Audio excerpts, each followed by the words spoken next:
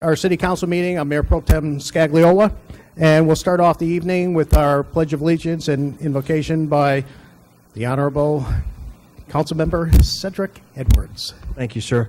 If you guys would mind, bow your heads and please stand with me. Father God in heaven, we ask you right now that you continue to watch over our city, Father. Continue to watch over the leadership, Father. Continue to watch over all the workers that we have, Lord. We thank you in Jesus' name, and we ask you right now, Father God, that you would give us the opportunity to make decisions that are based upon your word, Father God, and your standing, Lord. We thank you, Father, for the blessings that you've given us, Lord, the ones that we just take so much for granted, Father. And we thank you, Father God, for this meeting going expeditiously tonight, Father God. In Jesus' name we pray. Amen. I pledge allegiance to the flag of the United States of America and to the republic for which it stands, one nation, under God, indivisible, with liberty and justice for all. Honor the Texas flag. I pledge allegiance to thee, Texas, one state, under God, one and indivisible.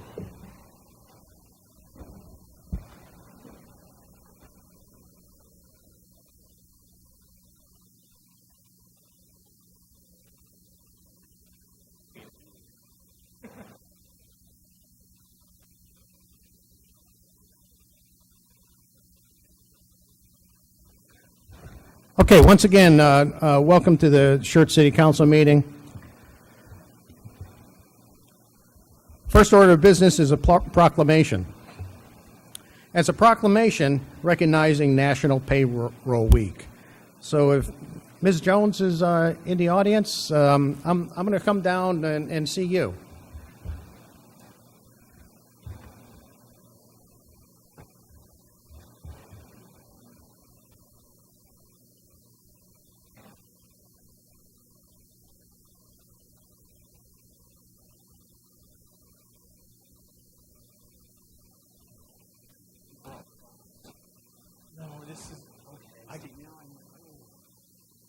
I could use it.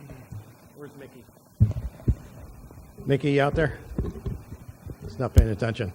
All right, remind me to turn this thing back around, please. Okay, this is a proclamation in recognition of National Payroll Week. America works because we're working for America. And it says, whereas the American Payroll Association and its more than 20,000 members have launched a nationwide public awareness campaign that pays tribute to more than 150 million people who work in the United States, and the payroll professionals who support the American system by paying wages, reporting worker earnings, and withholding federal employment taxes.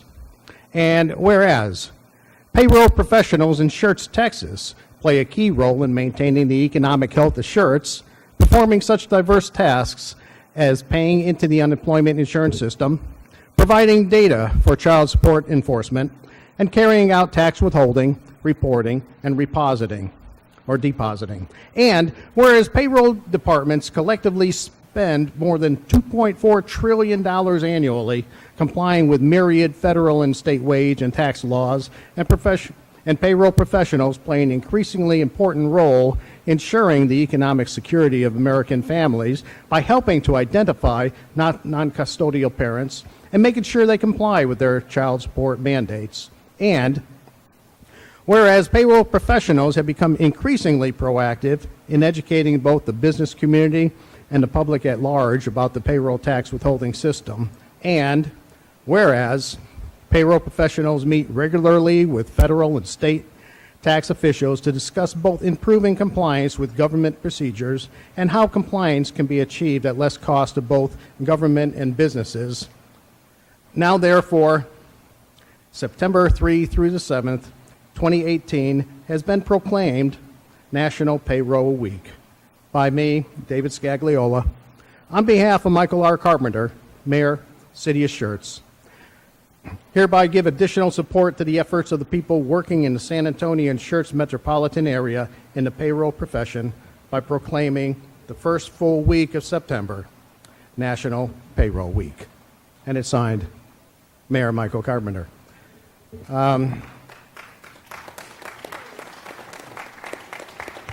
So this sort of thing wouldn't be possible without you. It's usually customary to say a few words. Please. Introduce. My name is Andrea Jones, and we have two other members from our local chapter of the American Payroll Association. I live here in Schertz, and so it's always fun to be able to come and receive these proclamations, and we appreciate the city's support. We have quite a few members that work in San Antonio. They also live in Schertz. They reside or work in Schertz as well, and all the other surrounding communities. So we really appreciate your support and the city's as well. I'm Sandra Selvage, and as Andrea said, we appreciate your support, and thank you so much for having us here today.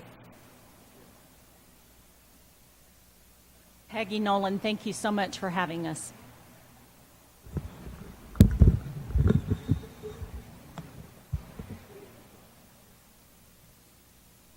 She likes to do the orchestrating.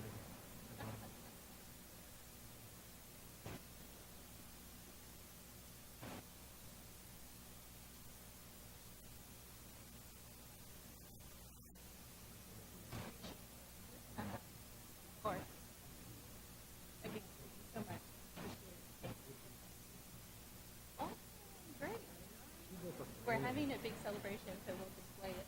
Okay, awesome. Thank you again.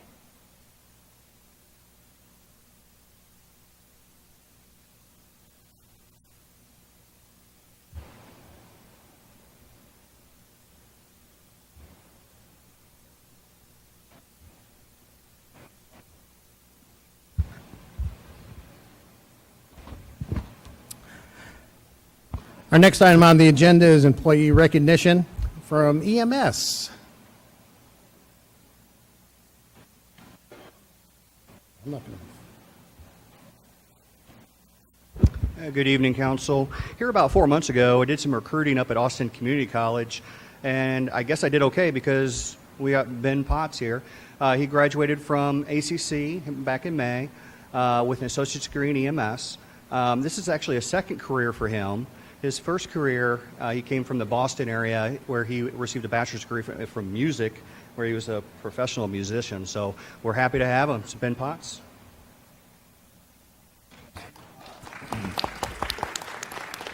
Okay, it's not mandatory that you say anything, but it's highly encouraged.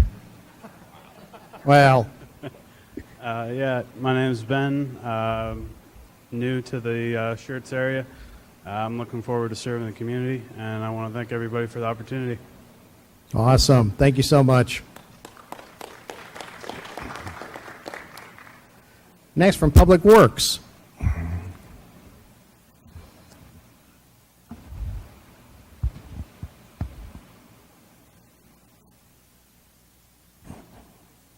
Good evening, Council.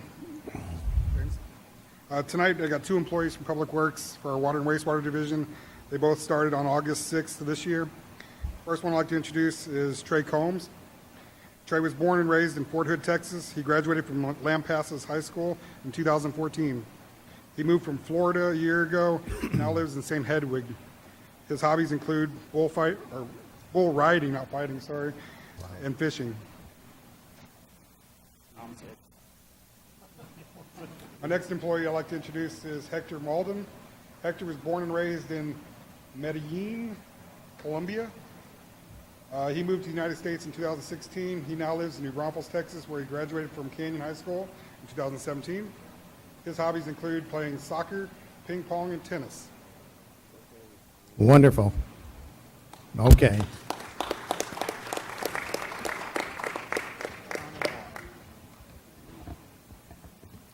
Next on the agenda, city events and announcements. Announcements by upcoming city events. Mr. James.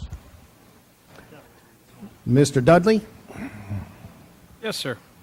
Tomorrow morning, 9 a.m. to noon, out here in front of the community center in the parking lot, the blood mobile will be out there for a blood drive. If you haven't been watching the news with the holiday and the end of the summer, there's a critical need for blood, so staff and citizens of the city will be able to give blood tomorrow morning, 9 a.m. to noon, or pardon me, 8 a.m. to noon.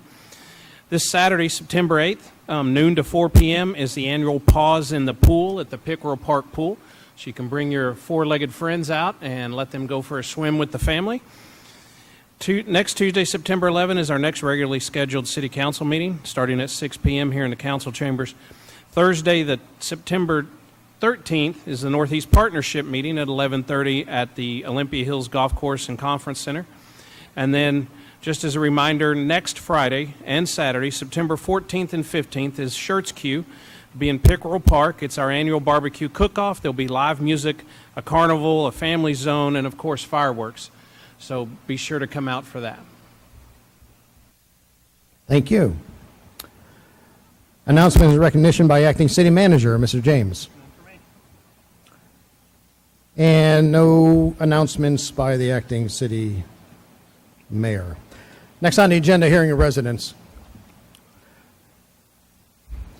Now we ask, when I call your name, please come forwards. Once again, speak directly into the mic so that we can all hear. And please limit our presentations to 3 minutes or so. I can be flexible. First member or first resident signed up is Ms. Michelle Womack.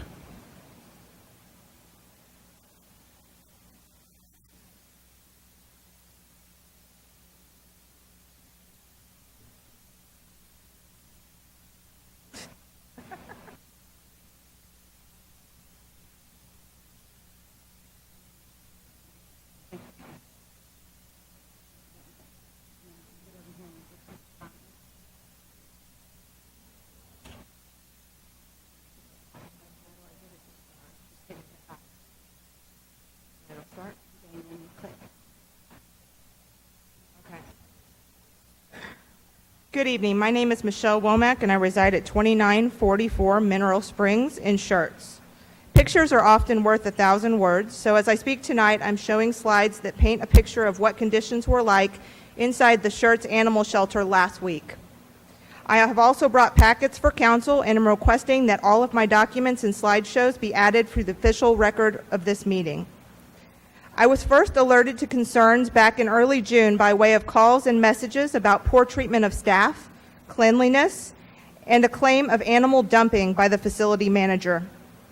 I submitted a records request, one that I still have not received. While waiting for records, I let this go. For that, I owe the city of Schertz an apology. My gut told me that there was more, but I waited. As a result, animals within this facility have continued to die and be mistreated, and for that, I am more sorry than you will ever know.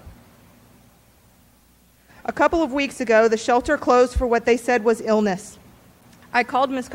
Kaiser to inquire about details and was told that a puppy died of unknown causes, and they thought that it was heart-related, but no tests were run to determine the cause of death, largely due to cost and lack of visible symptoms. I asked her if there had been reports of herpes and calicivirus within the facility, which she promised to look into. Again, I waited, but this time I started to listen. Since August 15th, there have been 3 deaths within the facility that I am personally able to confirm. I visited the facility 4 times between August 30th and September 1st. I witnessed filth, unsanitary areas, sick and underweight animals, dogs housed together when they didn't have to be, dogs in cat kennels, and so much more. On Friday, I requested a meeting with city management and 3 council members. I was concerned with conditions, but most importantly, I was determined to make sure that 2 animals in particular lived through the weekend. These animals were Ruby and Mila. Ruby is a stray pit bull who weighs 36 pounds. Have you ever seen a 36-pound pit bull? It's just a bag of bones. Mila is a stray kitten whose sibling had died the day before. I decided that afternoon that there were only 2 choices to make sure that they lived through the weekend: vet care or media. Mr. James would not speak to me in front of council, but he did listen. To be clear, I only wanted council present to the facility to hear my concerns. After lengthy discussion and a little stubbornness on my part, Mr. James agreed to vet care. I want to pause for a moment to thank Mr. James. He made sure that Ruby and Mila were seen by the vet, and he has kept contact with me all weekend long. He was at the facility on Saturday trying to make improvements to current conditions, direct staff, and plan for Ruby and Mila's care. I toured the facility this morning. Ruby and Mila are improving, and the facility is clean like it used to be prior to the current manager's employment with the city. The sick cat population is now in another area where I pray that they receive the care that they need, and for that I thank you. While improvement has been made within the facility, there is still so much work to be done. It is evident that the facility is lacking in proper management and procedure. There is just no other way that it could have been in the condition that it currently is. Saturday, staff was not following vet recommendations for Ruby or for Mila. Without proper facility management procedure and training, the shelter will return to last week's conditions. Animals will suffer and they will die. There are two issues that concerned me most over the weekend. First, the facility manager was nowhere to be found while employees scrubbed and scrambled to improve these conditions. A good leader would have been there next to them, scrubbing, taking care of animals, and making the situation right. A strong, properly trained manager takes full responsibility, apologizes to their staff, and digs deep to put in the work. Second, it became abundantly clear that there were no procedures in place to deal with the needs of sick animals on days that the shelter is closed. This is a huge sign of untrained and underqualified leadership. A competent leader is prepared for situations like this and has trained their staff on what to do when things go wrong. Moving forward, there are multiple things that must happen, and they are as follows. A citizen needs to be placed on the Animal Advisory Board. Senior management needs to seek guidance from other local area facilities on proper cleaning and disinfectant policies, as well as policies needed to operate a facility smoothly. We must create a permanent plan for addressing the needs of sick animals when the facility is closed. Staff must be properly trained on the importance of following vet orders. The city must call for an immediate demotion or removal of the facility manager. All cats need to be tested and treated for calicivirus, herpes, upper respiratory infections, and mycoplasma. Reinstate the observation and new intake side of the facility to avoid introduction of illness to the facility and be able to observe pets for behavioral concerns. Provide training on how to identify animals in need of immediate vet care. Return all vet care to the local area vets instead of pet shots. I have included in your packet a review, some reviews from pet shots that are absolutely horrible about infection happening, particular with spay and neuter, which is what we are using them primarily for. Reestablish positive working relationships with local area rescue organizations that have worked with Schertz for years. We can no longer pick and choose partnerships based on friendships and personal bias. No change to the software program. Money needs to be spent where it needs to be spent, on animal care.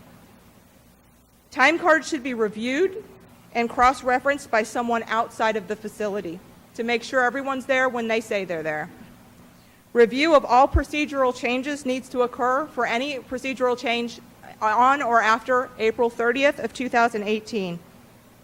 Stop all transfers. I want to be clear here. Stop all transfers until sick animals are treated. This should be a minimum of 6 months in order to establish standards to allow the staff and management to demonstrate mastery and consistency of expectations.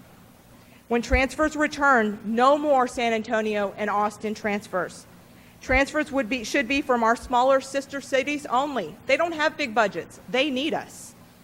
We need to reestablish those relationships, and your packets include information showing San Antonio and Austin's outtake numbers consistently above 90%. So what that means is, for animals that come into the facility, more than 90% leave alive every single month. They're moving them. They're not killing them. All donations to the shelter removed from general funds and placed into a separate account to be used solely for medical needs of facility animals. Full accountability of these funds need to be made public. Immediately stop and reverse any and all decisions made to discontinue or reduce collaboration with Palo Alto. Guys, that's a free program. Why are we getting rid of it? It doesn't make sense. All areas of the building, and with the exception of the medication room and offices, should be open to the public. No more hiding cats behind employee-only doors because they're ill. Most of the cat population today is behind those doors. All areas of, I'm on the same one. Implement a dress code consistent with Schertz standard, specifically referencing the person at the front desk. It's just not a good standard. We need to have a shirt on, something that represents us as professional in our city building. Before I close, I want to also ask you a couple of questions. There's no need to answer, but these are just food for thought. Why is the staff calling the facility manager the minute I open and enter the building now? If there is nothing wrong with the facility, why has city senior management been scrambling all weekend to get things done? Why did the police department have to take over management of this facility if there was nothing going on? When did numbers, transfers, social media, and moving animals become more important than providing animals in our area, Schertz animals, quality care, and proper medical treatment? In closing, I ask every single one of you to do your due diligence in this matter. While you cannot advise city staff directly, you must demand permanent change and action from Mr. James. This is no longer an issue that we can sweep under the rug and call it political, because it's not going to go away. Animals are suffering and enough lives have been lost. I respectfully request that you demand today that this issue be placed on the agenda and that changes listed above be immediately put into place. This is a heart issue, and we owe it to these pets to give them the care and compassion that they so desperately need and deserve. Numbers don't matter. It doesn't matter how many come in, and it doesn't matter how many come out. It's the lives that matter. How we take care of them matters. So today I beg you to take a stand and demand action. Do right by the citizens of this community and make a difference. Thank you for the opportunity to speak.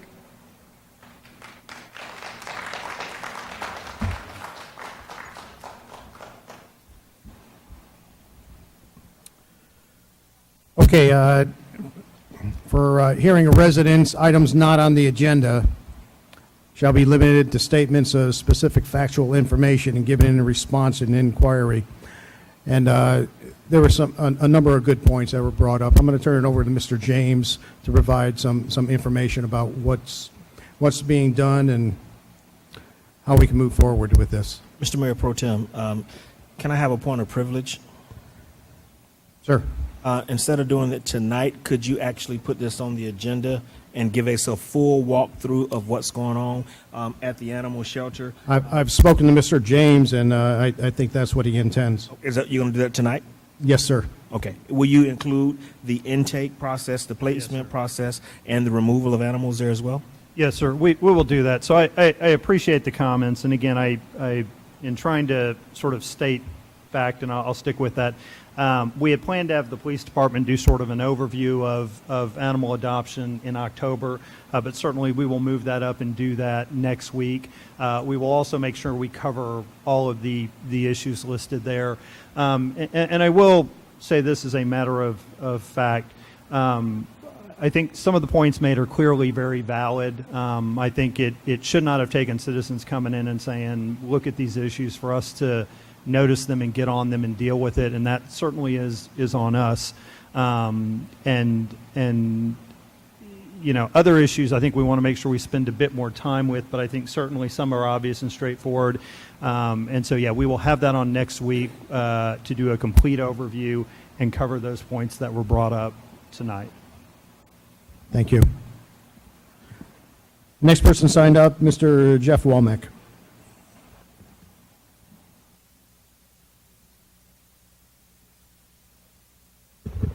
Good evening, Jeff Womack, 2944 Mineral Springs. Boy, the fan over there really got my hair, what little bit I got left of it. We originally planned this as just in case Michelle got cut off on her speech. I thank you very much for allowing her to speak up. Unfortunately, I've heard way too much about it, and once again, thank you, Mr. James, for what all you did this weekend. I actually would like to speak on two items real quick, items 8 and 9. Just as a longtime resident of Schertz, I fully believe that one of the councilmen that I've had some interactions with on social media in the last week has some very good points, but I also believe that we have to continue moving forward in the city of Schertz. We need to invest in Schertz. There's so many things that the councilman is right about, and then we diverge into a different path. But I live out in North Schertz with several of the people that I see in the audience. And of course, right now, Wiederstein Road is a big topic between the Cibolo Crossing and the ranch at Wiederstein. But for those of us who live in Belmont and Riata, most of us drive Old Wiederstein, known as Baghdad Highway, on a daily basis. The pavement condition index, and I've spoken to Mr. James about this before, pavement condition index says that it fails in a small section right behind Belmont. Well, from Dean Road to Wiederstein is absolutely deplorable. If you've got anything with a tight suspension on it, do not drive that road. This is the site of Schertz's newest, biggest commercial development. It is the future site, for those of you in the audience that don't know, of SCUC High School number 3. And it is the area that Schertz and Cibolo is developing quite a bit. And we really need to do something about both Wiederstein and Old Wiederstein. I implore you to work with the city across 3009 and get Wiederstein fixed. Both cities need that. Both developments need that. But furthermore, we have got to fix Old Wiederstein as we completely tear up 1103. If y'all haven't driven down 1103 in the last 2 weeks, TxDOT has started removing all of the trees and shrubs and everything, and you can tell change is coming. Well, as y'all know, the traffic's got to go somewhere. And all that traffic on 1103 is now going to be trying to find new outlets, which is Old Wiederstein. Yesterday we had a brush fire, and I'll make this real quick. Yesterday we had a brush fire before all the rains. Old Wiederstein was shut off. Now how do you go? It takes a big chunk out of mobility in North Schertz. So I know we've already looked at it on the future roads plans and stuff like that, but we've really got to make investments in our city for these things. We've got to get those sewer lines in South Schertz and North Schertz. We've got to be able to attract those businesses that Live Oak's going to steal from us, because the IKEA, everybody's going to want to be right by the IKEA. And that's leaving both Cibolo Crossing and the ranch at Wiederstein in a bad position if the two cities aren't supporting it. Thank you very much. Next resident signed up, Ms. Simmons.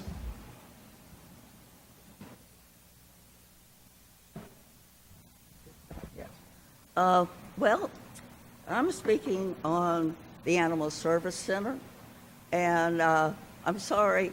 Can you get to the mic? Doesn't mean up. Now, can you hear me? Yes. Okay. Well, what I was saying, just because you wear hearing aids doesn't necessarily mean you can hear everything. So I did not hear quite completely what the lady was saying, though I see and heard your response. I have an additional response to this that I would like to share with you. And starting again, the reason I really got my attention was on the social media. I was seeing some of these pictures and reading some of the remarks, and I found this very disturbing. Now, because of this, I need to share with you my experience. Can we hear? What? We can't hear you. Can you get closer to the mic? We can't hear you. All right, do you want me to start over again? Like 3 minutes? I heard you up to that point. Okay. Well, anyway, and I thought I wanted to come tonight and share my experience in animal service center, evidently before all these things started. I first was drug into the center by my son in 2014 because he thought I needed a cat. And I did leave there the next day, the proud owner of a Siamese cat with attitude. But what I want to say is during this whole I am very serious about that. If you go down in front of Arlen's right now, and if you want me to show you a picture, I'll show you a picture that will absolutely blow your mind. I showed it to a couple of gentlemen the other night, and I can tell you there were dumpsters, there were televisions, there were barbecue pits, there were refrigerators. And the company said, we don't pick those things up. Guys, I want you to develop your property. Don't get me wrong. I do. I think it's a great location. I do. But I also think that there is something that we could perhaps do better. I'm not in the business of telling you what your number should be. Is it a great location? I'm not in the business of doing that. Is it economically feasible, 7-Eleven? Absolutely, it's economically feasible. Is it aesthetically pleasing? Absolutely. Except for a dumpster on the front side of a building. That's the only problem I have with it.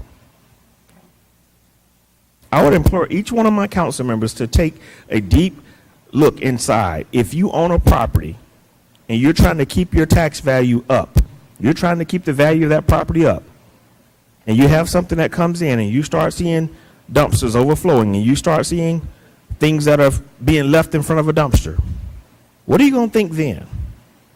You'll come back in here, you'll complain and say, hey, why are you guys letting them do that?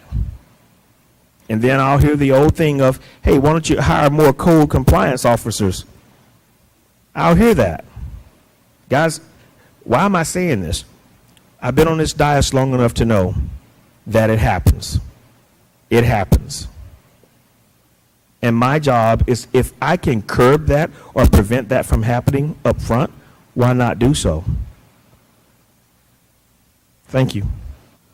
Ms. Mitchell, is there any serious consideration to moving those dumpsters? Is that part of the plan, or could it be? I'm going to let staff address. Oh, okay, never mind. I'm going to address that one then. We had looked at other locations to put the dumpsters.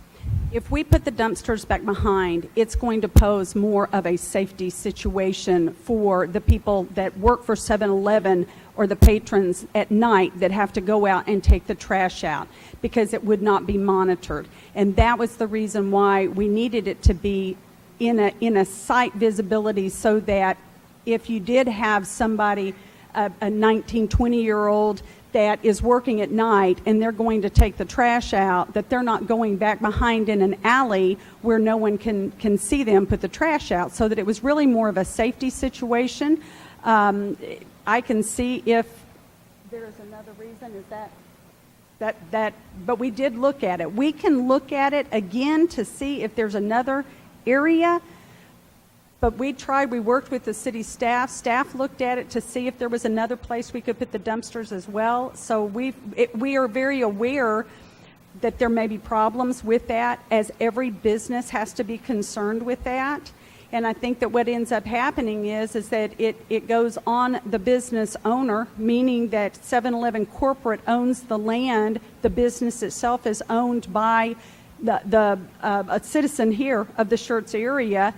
If that sort of thing happens, that they would make sure that that gets cleaned up, because it doesn't look good for the business. If you have stuff sitting out, people aren't going to want to come to your business if you have a lot of stuff that's sitting out in front.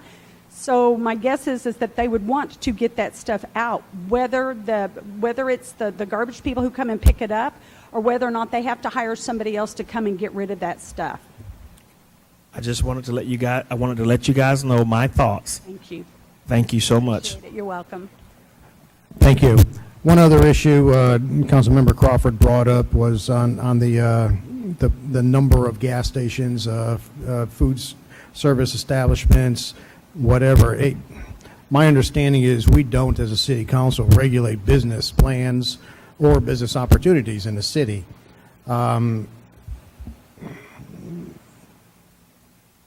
That's my answer to Councilmember Crawford. What is staff's answer to Councilmember Crawford?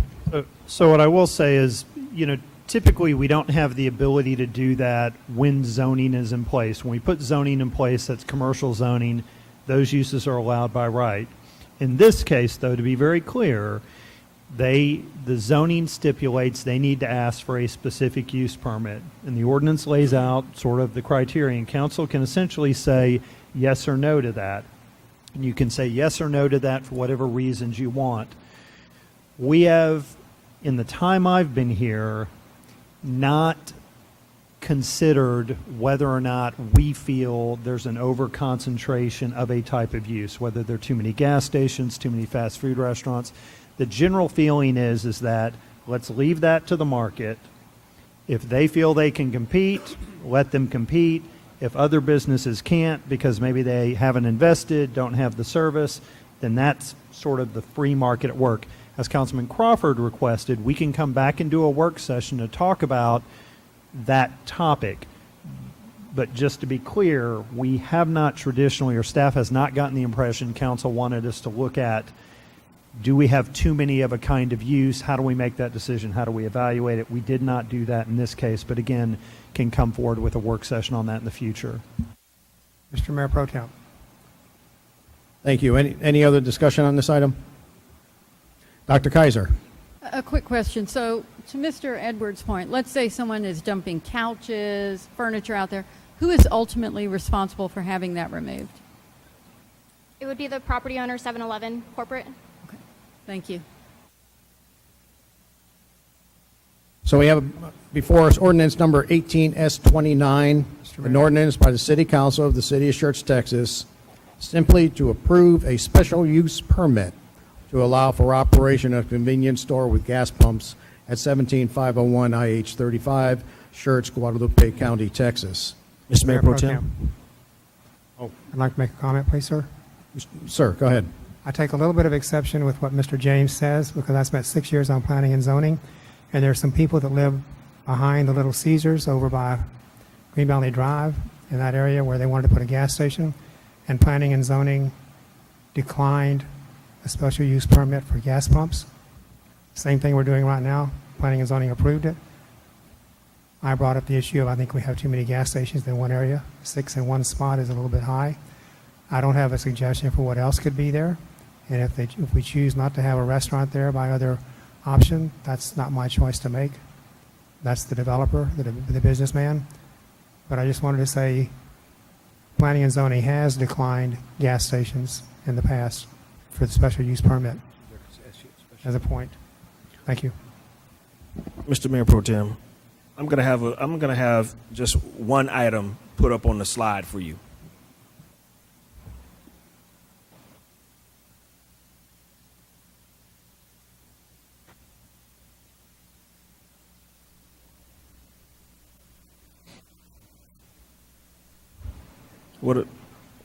Does that speak volumes? I heard someone say a picture is 1,000 words. Nothing against 7-Eleven, nothing against economic development. Love economic development, love free market principle. I'm a capitalist at all forms. Came from nothing. If anybody can do it in America, you can do it. But at the same token, let's be responsible, guys. Let's be responsible. This is a photo that was taken in front of a business. I see mattresses, televisions, 1, 2, 3 couches. God forbid, because I know men that live back there, and I know what they would say. Thank you. Okay, thank you. I've read the caption. Do I hear a motion one way or another? A motion to approve ordinance number 18S29. Second. I have a motion from Councilmember Larson to approve ordinance number 18S29, seconded by Councilmember Gutierrez. Any further discussion? I'll call for the vote. Aye. Aye. Aye, but I want to let it be known that I am doing it because of economic reasons, but I do believe it needs to be changed. Aye. Aye. Nay. Aye. Aye.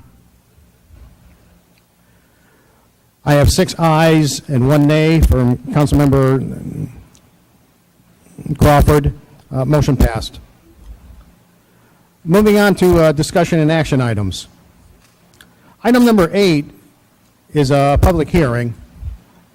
But we'll start the public hearing with comments from staff. The caption reads, Public hearing on proposal budget for fiscal year 2018-2019. Conduct a public hearing and consideration and or action regarding the adoption of the fiscal year 2018-2019 budget. And this is the second second required public hearing. Oh, okay, Mr. James. Thank you. Mr. Walters and I will tag team on this one. We will let him cover the technical questions that he's better positioned to answer, and I'll walk us through some policy discussions. Oddly enough, the way the state lays this out, we approve the budget first, and then we approve the tax rate.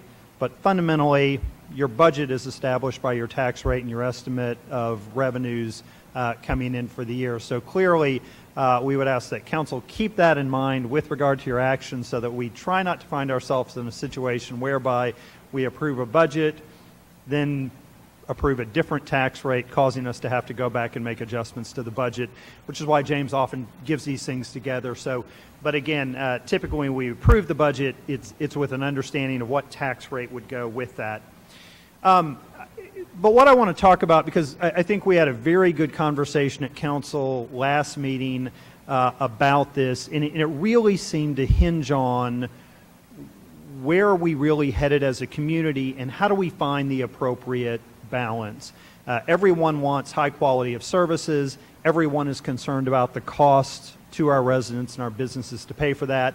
And the challenge is, where do you find that balance in terms of what things you say yes to, what you say no to, and where the tax rate comes in. So if you'll permit me, just a reminder of the, that the city's budget and tax rate really do serve to further the goals of the city's strategic plan. That's why we have a strategic plan, lays out the vision of our community, and they're important because they frame our identity and brand. Who are we as a city? What sets us apart from other cities? Where are we similar to other cities as we move forward? And really it sets the direction for achieving those objectives. So, when we adopt those things, those are critical, and as staff makes decisions, how do we want to move forward? Just a reminder of some things with regard to Schertz's strategic plan, our vision, community service opportunity, some of the things we value in terms of our policy values, a safe community, high quality of life, economic prosperity, essential services, financially sustainable. So you really have to balance all of those things, because if you want to be financially sustainable, you need to find the appropriate balance of quality of life and essential services. So what we talk about is, what is our true north? What is that direction we are headed as a community, and how does the decision on the budget and the tax rate fit with that? Where's the appropriate balance? When we talk about what we take pride in, and very often, particularly if you started here a number of years ago, you heard about the Money Magazine article where we were ranked in the top 100 best places to live. And if the article were a little more clear, if you read through that, it talks about the things that the community offers. And often it's essential services, quality of life, and cost of living here. When council met in 2009 and 2011 for the strategic plan meetings, talked about our mission. Why do we exist? To be a community where all aspire to live, and that's all. So I think point well taken, is it affordable for all or is it not? What is our vision? Well, our vision is to be a premier city in the region in quality of life and sustainable economic prosperity. So back in 2009 and back in 2011, we set the bar fairly high in terms of where we wanted to get to relative to our peers. Our goals: quality of life, sustainable economic prosperity, effective land use. We just had some conversations about effective land use tonight as we work through those. Regional collaboration and intergovernmental cooperation. Our strengths, and these are just some of them, so certainly you can find others that focus on other things, but note the focus on quality of life, recreational opportunities and quality of life, opportunities at acquisition of additional parkland, indoor soccer, not done that yet. Dog park, we have that. drainage area for development and recreational activity. In 2018, our strategic plan talks a lot about balancing those core services, quality of life, and economic engine policy values. And again, clearly it talks about balancing those. I think this diagram came about because we didn't want to veer too far to one side or the other. There were conversations about perhaps spending too much on quality of life at one point, needing to focus on core services. And so again, the diagram was intended to find that sweet spot in the middle and not lean too far either way. You know, if you look at our Economic Development Corporation website, it talks about Schertz being a premier community in Texas, or a premier Texas community, rather. So we take a lot of pride, the point of these slides, in being a premier community. And I think our quality of life is a lot of what goes to that. Again, recently, San Antonio Magazine in 2017, and talking about top neighborhoods to live, Schertz was listed. Took a lot of pride in that. An example of the parade at 4th of July. Many of you have ridden in that parade. Some of you have, in fact, walked that parade. Some almost not making it back to the vehicle to get to the end. Others having done it before, knowing you got to keep an active pace to keep up with your car. But if you look at it, we talk about our parks, we talk about the events we have, we talk about our assets as a community, we talk about why people want to live here. And certainly I think the key there is when we talk about those essential services, there are those core things you have to have. But do we really want to live in a community that just has essential services? But frankly, we've all seen examples of cities that have overspent and then found themselves unable to sustain that down the road, particularly up to the Northeast.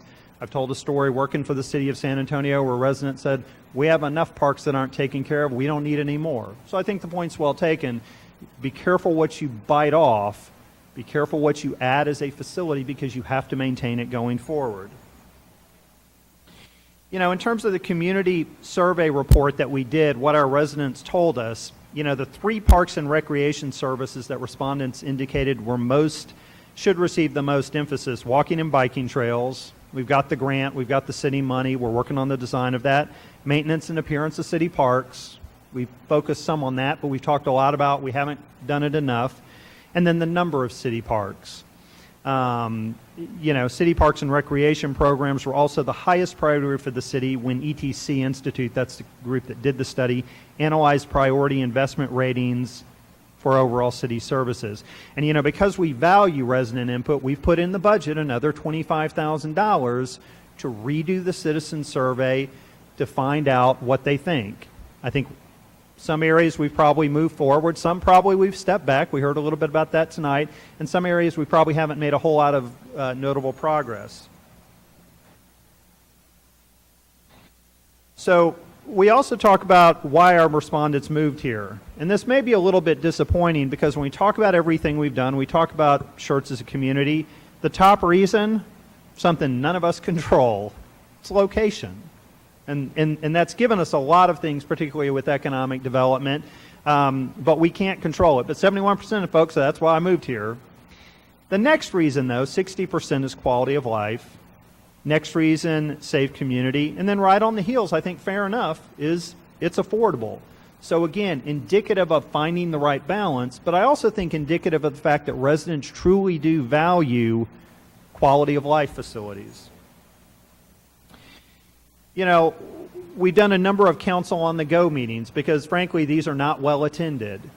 Council on the Go tend to be our most well attended meetings that we do, and so the Council has said, let's get out to our residents. Generally better attended.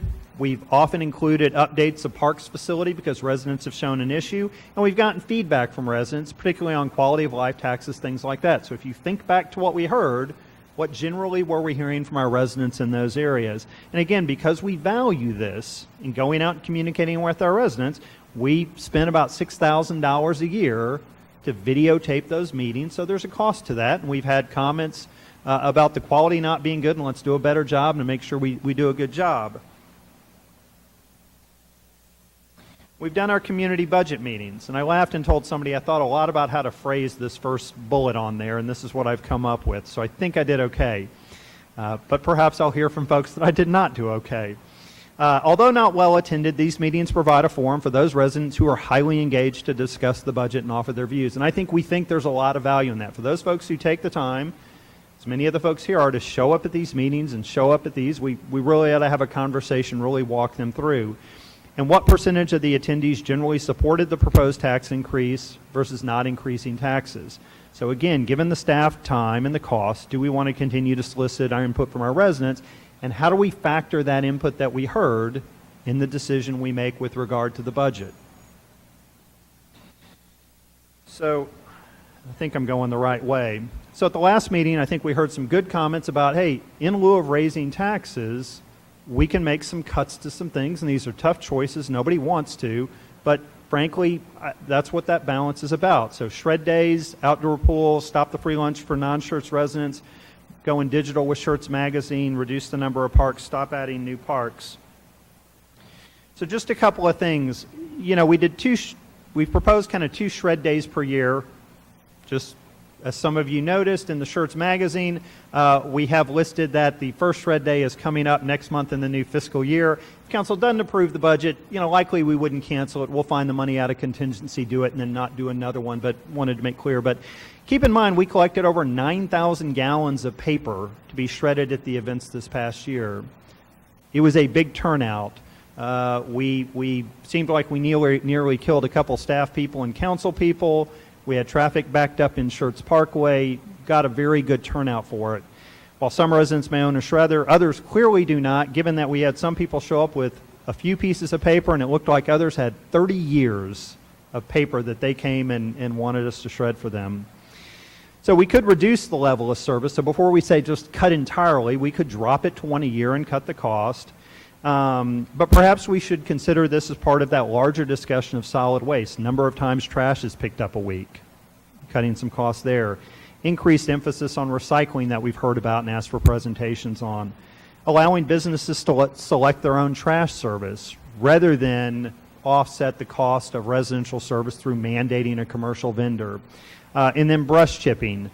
Again, probably a more cost-effective way to do that. It eats up time of our public works folks who are supposed to be working on streets and water lines and sewer lines and drainage, and they're out chipping brush, which is a fairly dangerous job. So again, not to say that we shouldn't look at this, but maybe we need to have a bigger conversation about it before we jump to the right conclusion.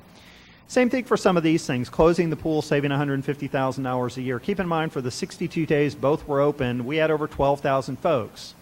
Now, to be clear, Windy Swan had the far fewest. About 20% of that or so attended Windy Swan, so it's much less utilized. But would the residents of that area prefer the pool to be closed or the community center? You don't get quite the savings, but they may say, well, let's add something else to that. Let's add something, well, let's keep the pool. So if we haven't really had those conversations with our residents, are we confident in what we need to cut?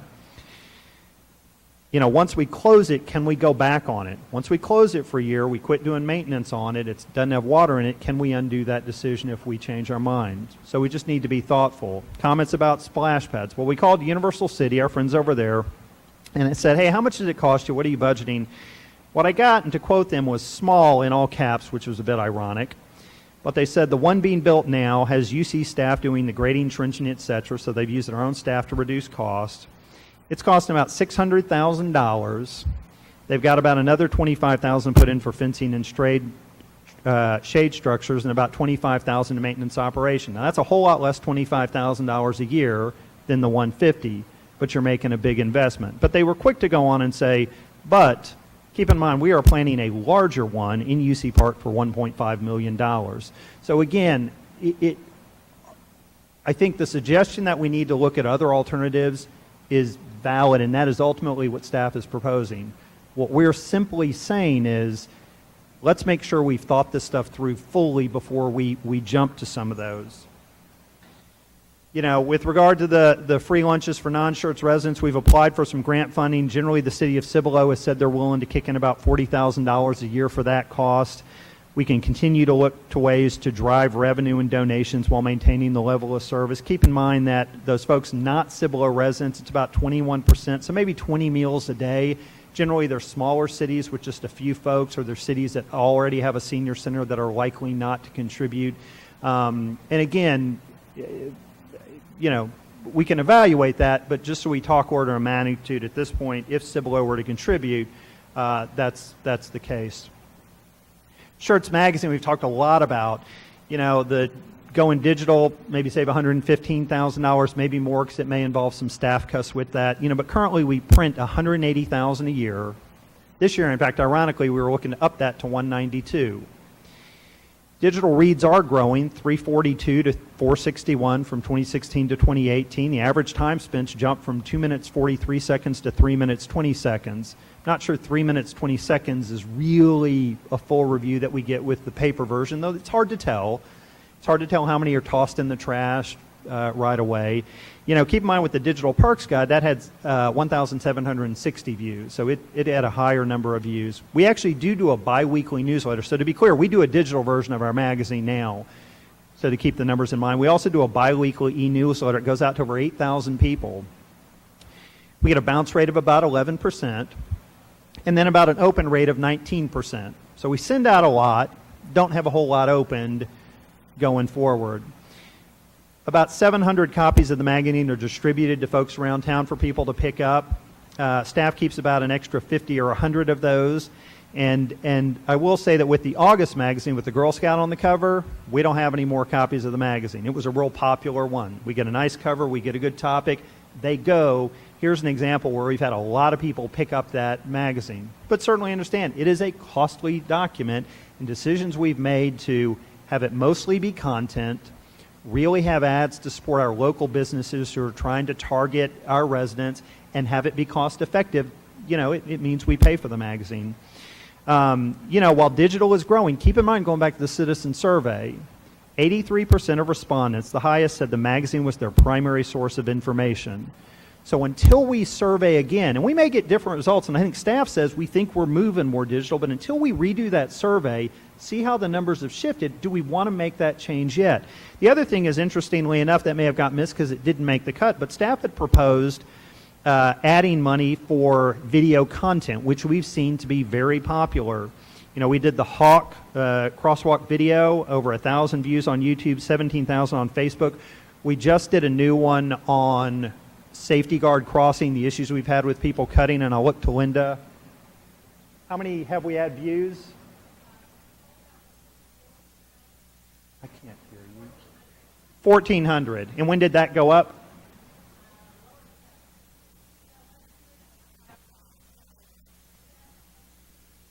So about 1,100 views on a video that we put up this morning. So again, I think staff's agreeable. Digital seems to be the way we're going, but we haven't talked a lot about how do we use video, which we tend to get fairly high results from, but there's a cost to put on. We talked about reducing the number of parks. Again, there's a process legally you have to go through to get rid of parks, putting it on the ballot, see if you want to get rid of it. The assumption being that our per capita is high, but I'd make sure we're doing an apples to apples comparison. I think the figure that got us our $68 per person included the Civic Center, Event Center, and Senior Center parking lot redo, as well as our pools and parks and capital equipment used by some other departments. We're replacing the bucket truck. It's not just parks that uses that. So keep in mind, the way budgets are all laid out can really be confusing, and you really have to delve into it. Again, the data can be confusing. In checking New Braunfels' annual report, it looked to me like they were saying they had 39 parks, not 18. They seem to emphasize in their parks master plan acreage of parks, not number of parks, though, and I think about 551 acres worth of parks. So what's the standard we actually want to use to measure going forward? There was talk about focusing on revenue, and I think that's something that we've said we're going to come back with. Keep in mind, though, that other cities have some things like New Braunfels that may allow them to do greater cost recovery. Some of you may have been to the Tube Shoot. Perhaps you may have had the misfortune to choose to go this day where you're not really shooting. You're basically packed in like sardines. But you keep in mind, they charge to go to that. They charge for parking. They've also got miniature golf, miniature train ride, and paddle boats, do birthday parties. So let's make sure we're doing an apples to apples. But I think staff has heard council say, let's revisit those partnerships, find out where they're cost effective, find out where our residents are getting the most benefit, and we're agreeable to do that. Our point is simply, let's not jump too quickly. Stop adding new parks. We hear from residents now near Laurel Heights, near Kensington Ranch, about how a park near them might be built. So we hear people who don't have a park near them saying, when am I going to get a park? We've had to have some tough conversations with Kensington Ranch and say, frankly, you'll get probably a trail along Dietz Creek, but there really isn't land to build a park near you. But, the plan is to add more down south, add more up north where we can. And so one thing to keep in mind is, are we really comfortable with different levels of service in different parts of the community? We've heard that a bit already, that a lot of our stuff is located in the central part of the city as opposed to northern and southern. And so where is the right balance? So staff is not saying we don't need to look at these things. What we are in fact saying is that we need to spend a lot of time looking at these things over the course of the next year to ensure we are making an informed decision that we understand the consequences of, as opposed to making it now and not really being realized what the implications will be. And I'm getting close. Again, be careful on things that may seem minor, have a big implication. What we seem to agree on is that maintenance levels are not where they need to be and funding's an issue. Increases in the veterans' homestead exemptions and court revenue have significantly impacted the city, almost $2.5 million. So again, we talk about living with our means. When our means drop, again, need to live within it, but we've had these things that have depressed our revenue. Though to be clear, our revenue's grown every year. We have to look for efficiencies. You saw that in some of the things with the budget. And then we need to break that cycle we're in. The air conditioning we've got. We need to find cost-effective solutions over the long term, not relying on CO bonds, and look at things that we can do that save us money in the long run. So again, staff is recommending we do this analysis over the course of the next year. Some of the things I think we've talked about, it's probably coming up in a minute, but from staff's perspective, we think there are a couple of options. One is we can adjust our budget assumption. The comment has been made that we are often pessimistic or conservative, whichever term one feels more comfortable with our revenue estimates and our expenditures. And generally, we come in with more revenue and fewer expenditures, but that's by design. Keep in mind that doesn't generate new money. Anything that we have at the end of one year is essentially rolled into the next year, which is why we try to limit mid-year budget adjustments so we can consider all of the opportunity costs, and so that money gets rolled into the next year, and essentially we just spend it a little bit later. But that's to ensure we don't have a problem, because it is very problematic to come up short on revenue or higher expenses, and we often have to make a cut mid-year, and our choices are limited then. And so we're not making the wisest choices because we have limited options. And keep in mind, despite our pessimistic conservative estimating, our sales tax has declined 3 times in the past 10 years. Now, our revenue's always gone up. I want to repeat that. Our revenue's always gone up. But our numbers can drop or not be as high as we think. So we have to be very cautious with assuming things. So our permit revenue this past year was great. So we had 3 schools come in. Don't think we're going to have that this next year. It's a bit hit or miss, so we're always conservative. But again, that money gets rolled to the following year. Often our spending shortfalls are programs that run behind schedule, and often it's also because we have high staff turnover. Well, we've talked about how do we need to reduce staff turnover. Well, certainly pay is a factor. We've talked about doing the classification compensation study. We've talked about the workload of our staff. Some areas it's probably high, some areas it's probably a bit low, and we need to also look at a manpower study with it. But if we are successful in that, then that spending that's lower, the goal is to not have that happen. And then keep in mind, we don't want to be a city we read about. I think it was city of Texarkana last year, a year ago. Their sales tax didn't come in what they expected. They drew down from the water fund as a loan, and they have to pay it back. So it's problematic to find yourself in that situation. Again, main thing is the money rolls over to the next year. Option 2 is essentially we can quickly make some cuts in programs. We can increase the funding for maintenance and maintain the current tax rate. But again, cuts this significant cannot be made without impacting service levels. And this significant of cuts, we need to really look at, if we're going to do that, is our strategic plan still valid? Do we still valid those things, or do we need to push up our tax rate as a higher priority? And so again, we've talked about competitive pay and benefit and staffing levels appropriate to meet expectation. We haven't factored that in yet. So from a staff perspective, we can make cuts to do more with maintenance, but there isn't money proposed then to be able to, if we do the class and comp, to do anything about it. And so if we want the flexibility to deal with what comes at us or deal with some of the core issues, that's a fundamental issue. Option 3, and this is staff's recommendation, is approve the proposed tax increase to immediately fund the increased maintenance and the expanded programs desired, because we tried to pick ones that increase our effectiveness, gain some efficiencies, and then over the course of the next year, really spend that time looking at those programs. So again, decide if in light of the long and short term they're appropriate. We can actively and aggressively solicit input from the members of the community. So when we put something and say, how do you really feel about this program, we can then tell them, well, this is what it costs you, because that may change their mind, and then have them say, this is what I'd like. We can use the citizen survey, council on the go meetings. We can identify other levels of other areas like maintenance where service areas are below the desired level. So we talked about, we have a number of areas where we are not really keeping up the way we needed to, and so be careful that somehow with a one-time cut of programs we're gonna be where we need to be. And then again, if we go through this exercise over the course of the next year, and at that point we say, we really have found the cuts, we found the efficiencies, we can drop the tax rate back down. Some examples of programs: Senior Center program and costs, Parks Master Plan standards, how many parks we want, ACOG Art Bus program, that's continued to increase, Schertz magazine, recreation partnerships, the Civic Center we've talked a lot about as well, and again, our trash collection, just to name a few. So the idea is, let's really dig into this stuff, really let our residents tell us what they think. Option 4 is you can approve the budget at either the current or the effective tax rate. And we showed those list of cut programs, and you fund the programs at those levels. Again, when we go to the current tax rate, we add additional monies for maintenance. So we can do that, and we fund those things, and we move forward. So there's a way to go with the different tax rate, cut the things that didn't make it, and then over the course of the next year, we can evaluate those programs to determine what we want to, for the future, not fund.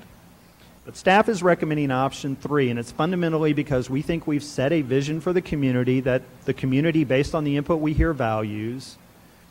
We think the area, we are so far behind that we're not going to cut our way out of it, frankly. Again, we haven't funded class and comp. We haven't funded a staffing study. We often have new programs that we want to tack on. But we do think we need to look long and hard over the next year to make some of those cuts. And likely, I think, frankly, we're going to find other things that are a more effective use of those monies that we're not doing now. So I think those cuts that we make, we're going to say, this is where we can use it on something we're not doing today and get more bang for our buck. So we're not going to find a bunch of extra money. We're going to shift to what is a higher priority now going forward. So staff is recommending option 3, but with that, I'll stop talking.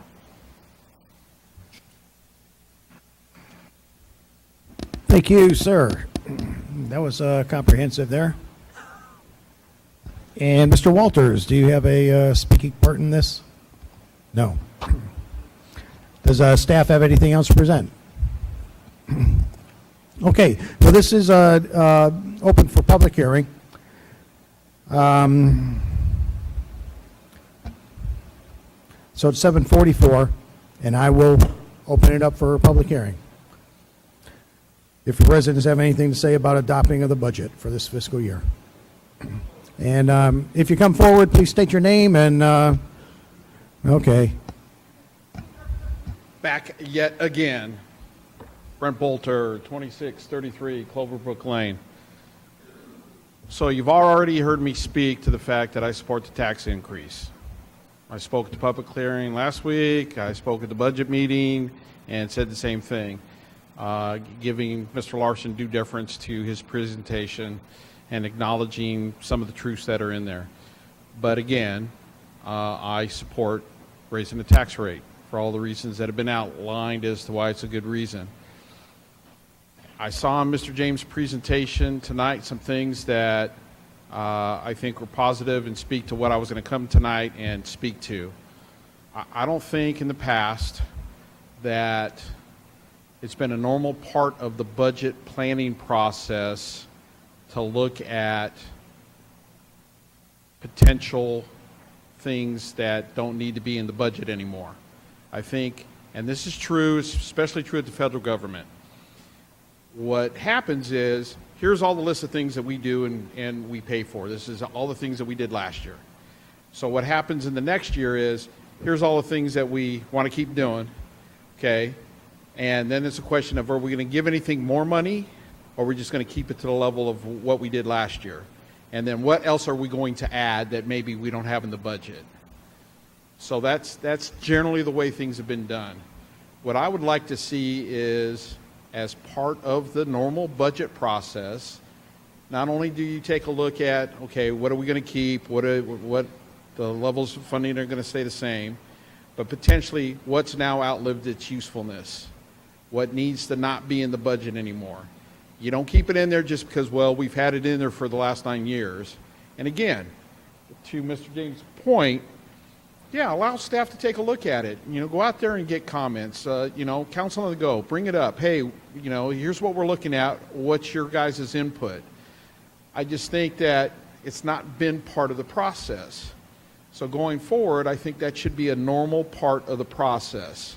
Not only just looking at, here's how much money we're going to get, here's what the tax rate should be, here's all the items that we've had in the budget, how much are we going to add, what are we going to add additionally that we didn't have in the budget, but taking a hard look at everything in the budget and going, what makes sense to keep, what makes sense to, okay, we spent $5,000 on this the year before, this year we're going to spend $2,500, for whatever the reasons may be, because we can gain efficiencies and everything else. I just think it hasn't been part of the normal process. I think that's the part that's been missing. So what's happened in this current one is we've spoken of things and brought up, but it's like we're trying to do it in a rush because it hasn't been part of the normal process. So now all of a sudden it's like, oh, in 2 weeks you got to decide whether we're cutting the magazine or keeping the magazine. It's not what I'm advocating.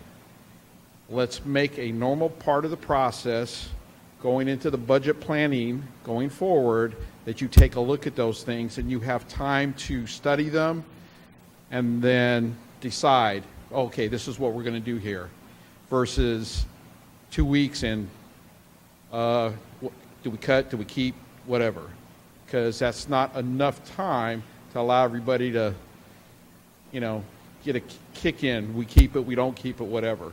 So that's the only thing going forward that I think, and again, I give Mr. James credit that he spoke to some of those things tonight, and I think that was a positive development. But I think that's what's been missing.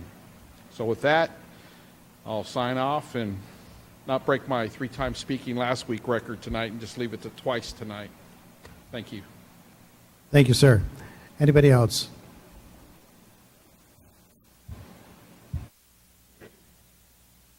You got to get your normal crew of Beaumont Park up here, It wouldn't be nice, it wouldn't be right if we weren't here. Mr. James came up and presented quite a bit of stuff that we had talked about over some of the open meetings and last week. He did a good job of covering a lot of that information. Last week, Mr. Larson talked about our needs and our wants. Sometimes it's real hard to not give us our wants. But you guys have been voted in to your positions, and you're kind of in a tough spot because you need to concentrate on the needs of the city. 2 specific ones hit me tonight, listening about the animal shelter. That's a need that the city needs to look at as to what's going on and take care of it. The other one is we're all sitting here hot. That's a need for the city to start maintaining some of their facilities. It's not a want, it's a need, okay? Those are things that need to be looked at by you as a council for what the city needs. There's lots of things that the citizens would like to have, want to have. I grew up having my needs met. My parents met my needs. I didn't realize that I was missing so much by not having everything I am told now that I wanted. I had my needs met. That's what needs to happen. Once you do that, things can start to go on from there. So you need to look very carefully at that.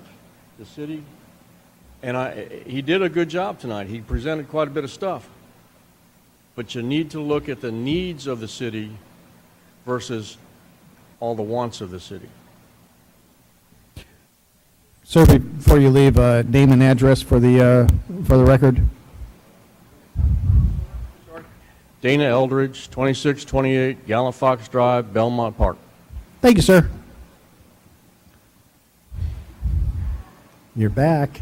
Hi, Michelle Womack, 2944 Mineral Springs. I just have a couple of really quick things. First of all, I do support the increase in taxes. I think that we have a lot to do here, and we can't realistically do it without that increase. I think we can do it responsibly, and I think most of our residents, at least the residents that I talk to, are okay with this. Nobody wants to pay extra tax, but sometimes it's needed. And I think that's where we are right now. In respect to the Windy Swan pool, I would ask that before you make any decisions about closing the Windy Swan pool, that you read the original deed. When that deed was signed with our city, it was signed specifically because we agreed that that land would continue to be used as a public swimming pool. That's what we agreed to when we took it. So we can't just say, oh, by the way, now we've changed our mind, we want to save some money and we're going to fill it in, because that's what the residents expected from us when we signed it. It's illegal. It's in there. The verbiage is in there. So if before you make a decision on that specific item, I ask every one of you to pull the deed. If you don't have it, I do. And just look at the wording and ask yourself, are you willing to go back on the promise you made to that community? Thank you very much.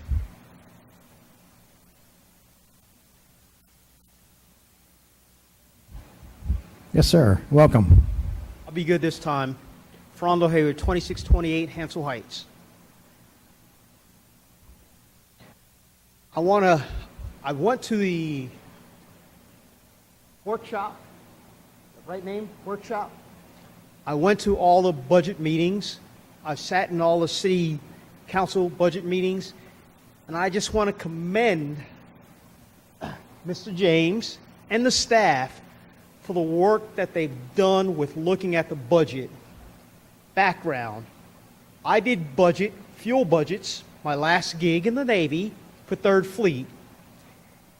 It sucks when halfway through the year you get told that about $225 million gets cut from the budget, and all those skippers who are your friends, you have to tell them, I got nothing for you, I'll buy you a beer at the club later, because it is what it is, and you're not high in the party, and you're not getting any fuel for a while.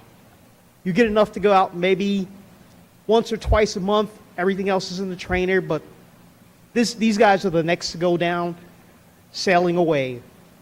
So I really appreciate them looking in advance and continuing to look to make sure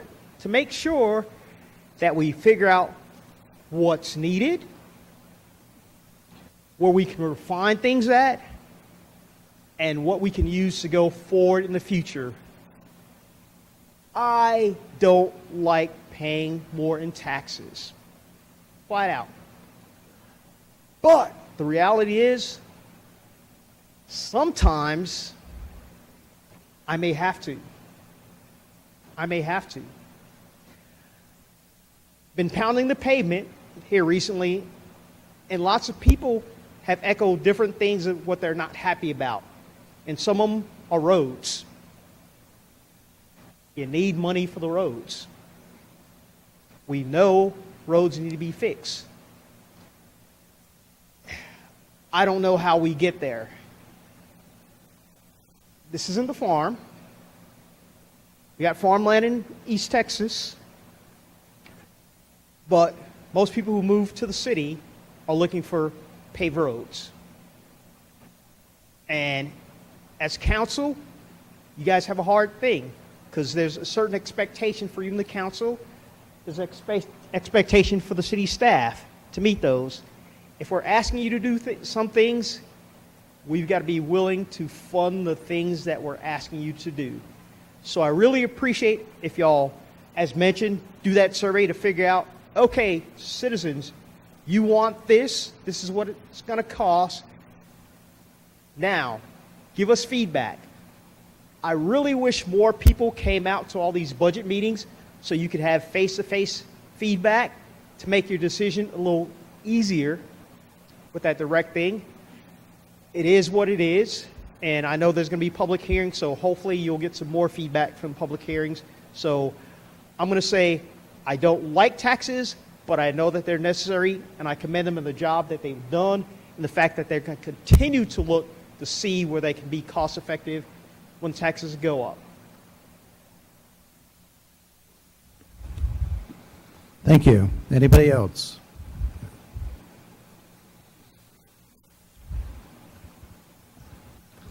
Good evening. John Sullivan, 513 Triple Crown. I just want to echo the appreciation for the way the budget was done this year. I thought it was, increased transparency, more material, seeing the list of, what was asked for by staff and what could be funded, and even the list of what couldn't be funded was really enlightening. And I just thought that was increased transparency and a really well done job by the staff. And with that, what they came forward with, increasing the tax rate, I know, maybe we shouldn't have been lowering it in recent years. So I really think that we really need to go with that. So increase the tax rate, and especially with the budget in particular, increasing maintenance funding towards those three big items, the facilities, the parks, and the roads. Since I've been involved with the city, I've noticed those three items, most of all, are where I see deficiencies and where I hear complaints from everyone I talk to in our city and people who haven't moved to our city and in other cities. So to that regard, thank you, and I hope we can move forward with the request as presented by staff. Thank you. Anybody else?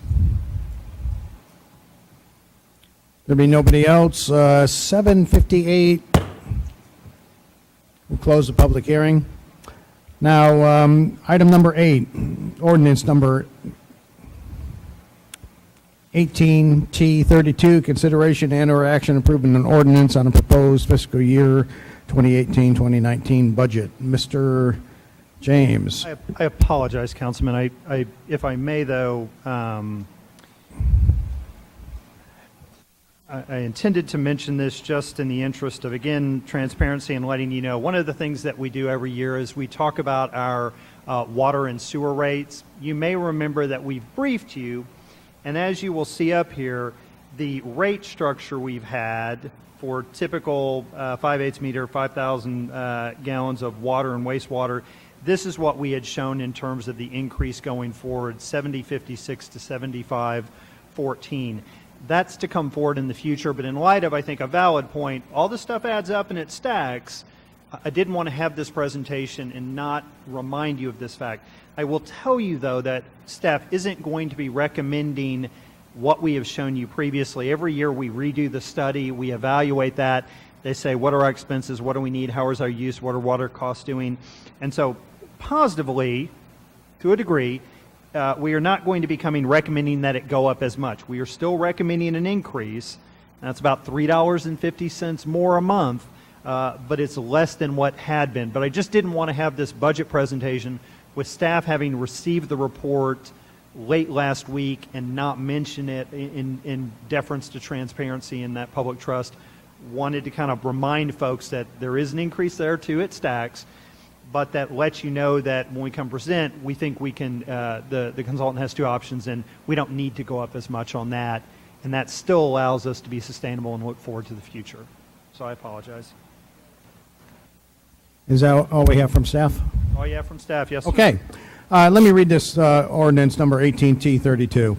It's an ordinance adopting a budget for the fiscal year beginning October 1, 2018 and ending September 30th, 2018, in accordance with the charter of the city of Schertz, Texas, providing for the filing of the budget, providing that this ordinance shall be cumulative of all ordinances, providing a severability clause, and providing an effective date.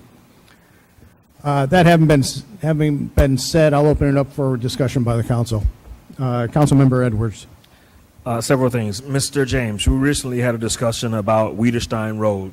I know Mr. Womack was talking about the cost of Wiederstein Road, or what they call the Baghdad Highway.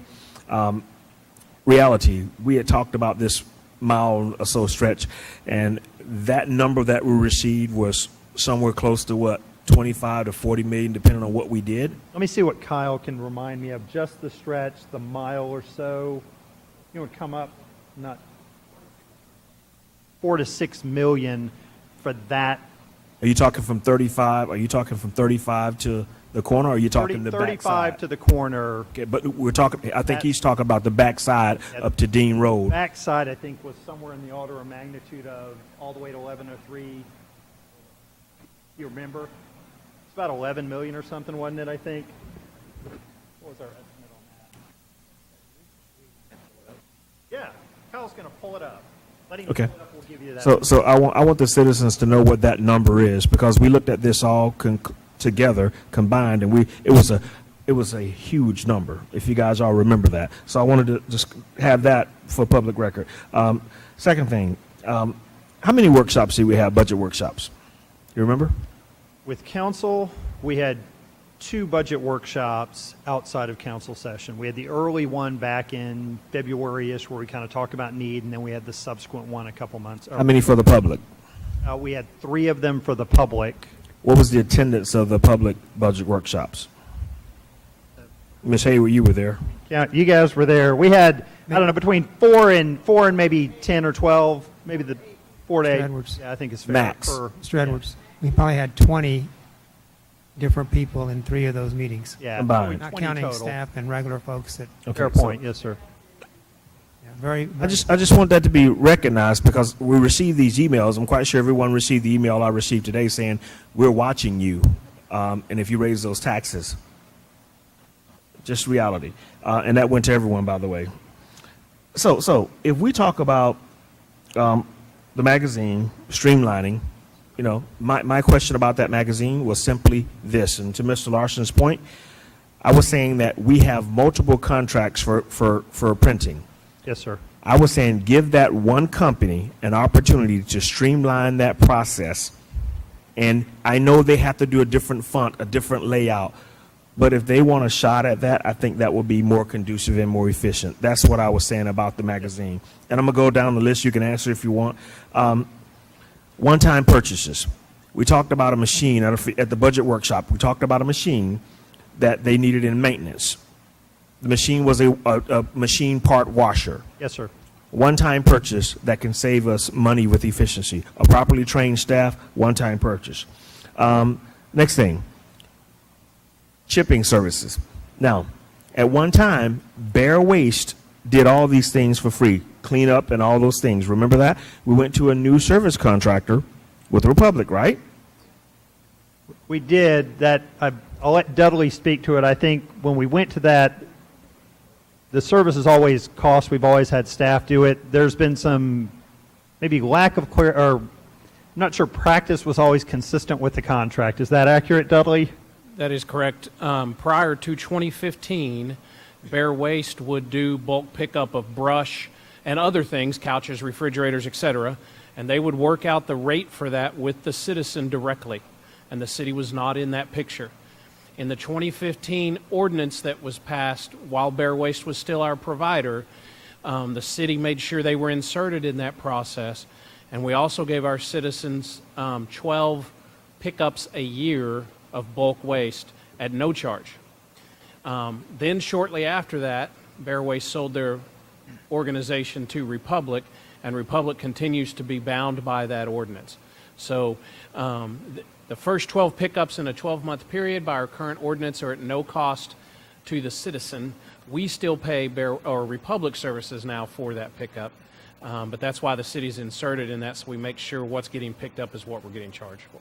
Thank you. Do you remember when the young man that owns Chalker Tree Services came and said, I will provide those services and equipment for free? I do, yes, sir. If you put it down by Pecan Drive, he'll provide the services. A business owner that lives on Maskey Road said, I'll do it for free. But I think there were some caveats to it. He was saying also that he wanted to be able to chip some of his product. Am I not correct? Yes, sir. So that's something that we always talk about, public-private partnerships. That's a great public-private partnership. There's nothing wrong with that. We did it with the YMCA. Are there some insurance issues? I don't know, but I think it's something that we need to explore. I don't think we just shut it out. So that's another thing that we could streamline. If I may, Councilman, that figure is 12 to 16 million that we got for the section of Wiederstein. So 12 to 16 million for Wiederstein. Okay. Next thing, no frills budget. Man, I like the fact that we have no frills. Brian, you know me. I'm a kind of just, hey, call it what it is. If you have to tell me no, tell me no. If I'm out of line, tell me I'm out of line. I will. But you guys have done a heck of a job here with the budget. You really have. I think that it would be almost impossible not to pass this budget as we see it. Okay, I know there's been some emphasis on the shredding. You know, if we're talking about 9,000, 6 pounds, we think about the 9,000 buckets that were received of waste. Is that a shredded bucket or is that like compacted bucket? Big toter. And we threw it all into the toter. Well, that's the big toter. That was the volume of that. Okay, so go back to what we said about people picking location, quality of life, safety, and then affordability. So quality of life was 71%. Location was 71%. Quality of life was 60%. Safety was 56%. And affordability was 47%. Right? Now, that being the case, I think people are already speaking through the surveys of what they want. If people are speaking through the surveys of what they want, I suggest highly doing a manpower study versus just doing a class and comp study. So we have heard that from council, and so I think from a staff perspective, if council were to approve the budget with the tax rate increase, and you heard my comments at the work session and due deference to council, then yeah, I think staff would be supportive at that point of doing, with the class and comp, doing the manpower study, because frankly, with the increase in future years, we have the ability to do something with that data. So where we see we're short, we have resources we can put to it to get the level of service, and where we're high, we will shift the resources. As I've said, with this budget, we are shifting someone out of courts, except on court days, and they'll work in building permit and utility billing, because we think with that number dropping, we need to do that. So it works both ways, and we'll do that. So again, if this were, we'd throw it probably from the contingency fund to do that on this as well. So with that being said, last item. Today I received my copy of the Schertz magazine. And if you haven't seen it, it's a picture of a beautiful young lady by the name of, I want to say Gordon maybe, or Gordon, she's a ballerina. Well done. Well done. It's been well done for a long time. I still think that if we can streamline the process and maybe pick up some other printing services for that contractor, that may be something to consider seriously. Yes. Why not have a one-stop shop for all of our printing services and not have pieces out everywhere? That streamlines efficiency, guys. Yes, sir. Thank you. Councilmember Crawford. Just a question, Mr. James. Since the animal shelter is now under the police department, Yes, sir. has their budget been increased to handle the need for what's going to change in the next couple of weeks or a month or whatever? So let me be clear. The animal care services budget will be moved over know. under police. But will there be a need for any increase in their budget for what's going on and what needs to be going on? So let me say this, maybe to Ms. Womack's point earlier. Fundamentally, the issues with regard to the cleanliness and the cleaning doesn't have to do with budget. That didn't happen because we were short on money. I want to be very clear on that. In deference to her comment for the time she took going in, if the budget approved, you may recall we have the software system that's proposed. I'm telling you, we will not make that purchase until we have time to work through these issues with the Community and Animal Care Services Board. And if the recommendation out of that board is we think those funds need to be put elsewhere, then I'll come back and make that budget adjustment to you. We won't spend that money October 1st.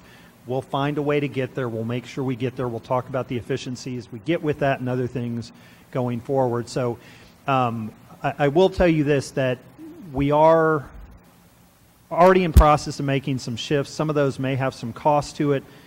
I don't want to say that what's happened is a cost issue, but certainly as we work through this year, we may be putting additional resources into some areas to gain some efficiencies and focuses, but it's not fundamentally, overwhelmingly a money issue. Okay. I think by some partnerships and doing some things, we can get there.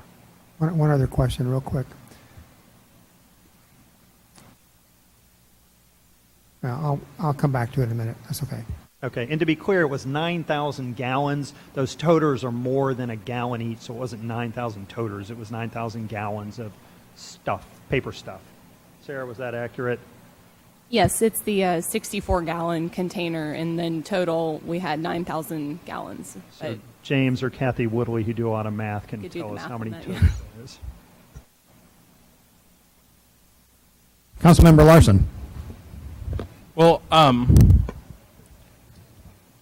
going to kind of pick on Mr. James today, but only because I know he can take it. I'm really not going to pick on him that much. But I will say, here's the thing about Shred Day. It's kind of it's the event that keeps on paying dividends because it demonstrates the absurdity of government spending in one sense. And I appreciate Mr. James's passionate advocacy for every single funded program that we have, down to and including Shred Day. So just if I may interrupt, you did not hear me stand up for Schertz Q. Yeah, that's very clear. Fair enough. And I'll take you up on that. Now, the reason I like to highlight it, it's only $5,600, $5,800. I thought it was $10,000 because we did one this year and it ended up being about $5,000, but because we did a second one that was 2-for-1, unexpected, I don't know.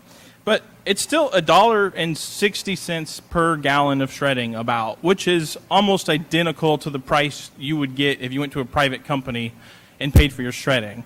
And to think of shredding as the perfect idea of, it's like once a program exists, it become a sacred cow. Before 2018, Schertz had never even thought of a shred day, and now it's canon. Like, can you imagine people, if they don't have shredders? Why don't we have a free haircut day? I don't have haircut shears. I'm sure it'd be popular. And when we talk about these programs in the community passion forum, it's always a different conversation, right? If I go to someone and I say, hey, do you like chocolate? Like, oh yeah, I love chocolate. And I come back, hey, I think I have a market for my $10 chocolate. Everyone I talk to says they love chocolate. Well, then if I go to the people and say, would you like to pay $10 for their chocolate? No, it's ridiculous. I'm paying $10 for that. I found the same thing with Schertz magazine. It's a beautiful magazine. It's a great magazine. If I go to someone and say, hey, do you like Schertz magazine? Oh, yeah, it's awesome. I say, well, did you know that the city loses $150,000 a year making that? What? I thought the ads paid for it. It's a different conversation. It's a completely different conversation. And so when we go to the community and say, hey, do you like parks? Would you like more parks? People are going to go, oh, no, I hate parks. We should have more concrete jungles and parking lots. Well, that's not a real conversation. And I want to back up here because here's the trap, and it's not a trick anyone plays. It's just a trick of talking about budgets. Anytime we talk about budgets, somehow cuts. It all becomes about cuts. What we're going to lose. I want to be very clear that when I say we shouldn't raise taxes, I am in no way saying that we should cut funding for any program. And when we say we've lowered the tax rate or we haven't had tax increases, every year for multiple years, maybe there's one exception, our revenue has gone up. And it hasn't been an inconsequential amount. Frequently, it goes up at a higher rate than the population grows, which means the per capita tax burden is increasing. So it's always scary to talk about cuts. Well, what are we going to cut? What are we going to cut? When I propose cut ideas, it's because people always say, well, where's the money going to come from? And I try to give concrete examples. They don't have to be what we do, but it shows that there's opportunity. The idea is we're talking about quality of life and the economic engine, and how do we find that balance? I'm going to tell you that both improve when you narrow your focus. There's a famous book, Good to Great, that talks about major corporations that ascended to greatness and then those that lost. And the common theme throughout that book is that those who lost their greatness, who lost their way, they tried to do too many things. They looked at every opportunity to be great, and they left what they were good at. And so we need to decide what it is we're going to be great at. And we don't have to spread our money around to every new park, every new program, every new green space land. And I think that there is opportunity. And I'm not saying, hey, we should push the staff harder. In fact, I'm saying let's give the same staff the same amount of resources and tell them to narrow their focus. Even the sun has trouble starting a fire without a magnifying glass. You have to focus your resources strategically. And I'm going to use this. I wasn't planning on using this, but it's a joke because Brian James made fun of me. This was not brought here for a prop. There's a long story behind it. But I'm going to try to illustrate my point with this. I don't know how many people know how to solve a Rubik's Cube. Until a week ago, I didn't either, so I might screw this up. But it does make a valid point, one that council can take to heart as well. If solving the Rubik's Cube is our goal, if finding the right balance between quality of life and the economic engine is our goal, we can't achieve that without the right strategy. We can't.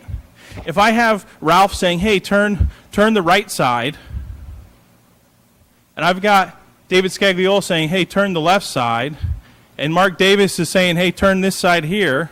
See, I already screwed it up. Let's see if I can get it back.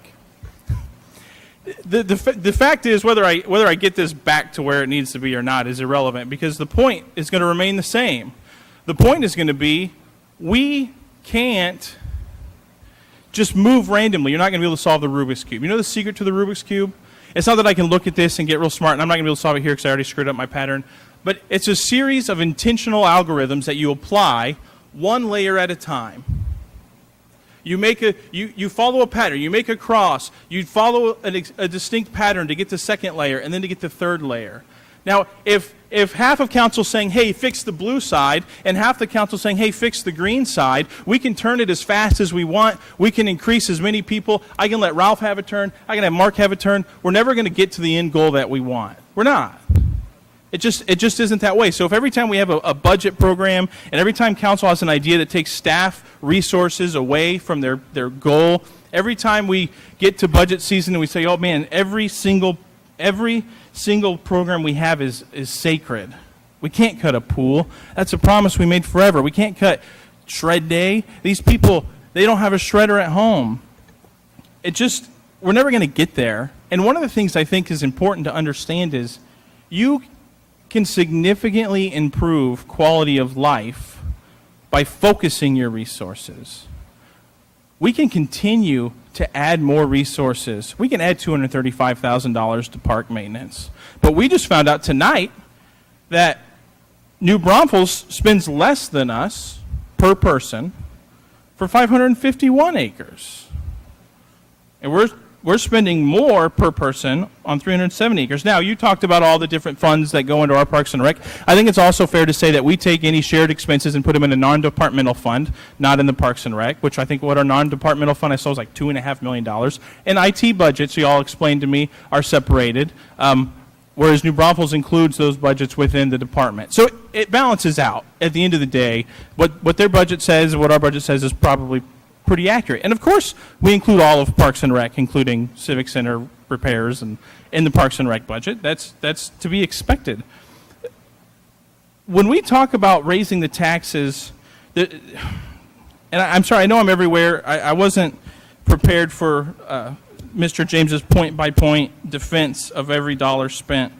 And it's got me thinking. But first, we need to frame it right. One, lost revenue. There is no lost revenue for the city from exemptions. You can't lose revenue you never had a right to. I don't have lost revenue from sale of Amazon stocks. I never owned Amazon stocks. Yeah, if I did, I could have been a billionaire, but I didn't have them. The second thing is our revenue per capita is increasing every year. And finally, I find the shred day goes back to this. There's this caution. Hey, whoa. You're talking about reallocating funds from one program to another. Take it slow. Don't be crazy. Raise taxes immediately. We could talk about that later. I find that to be a challenging mindset to embrace. Why is it okay to immediately apply a budget decrease to the citizens, but we need to slowly take our time to consider any changes we're going to make to cutting programs and reallocating those funds in the city. It's just a challenge to me, and I know there's a lot of people stand up, and some of the common complaints are, hey, I wish more people could go to the budget meetings and can come to council. And I think that's fair. There's a lot of people that come here who make sacrifices to be here, but we also have to understand that a lot of the people who are here who can't afford these tax increases, they're busy picking their kids up from after-school programs and taking them to soccer games and baseball games and basketball games and tutoring. We can't act like the only voice that matters is the one that shows up to council. Now, the people who come to council, their voice absolutely matters, and it's important. But we have an entire community that's going to be impacted by these. And so the idea that, hey, whoa, let's, any talk of cutting a program is something we should take really gently, but we should immediately raise taxes on the citizens to make sure we can fund them all. That's a difficult mindset for me.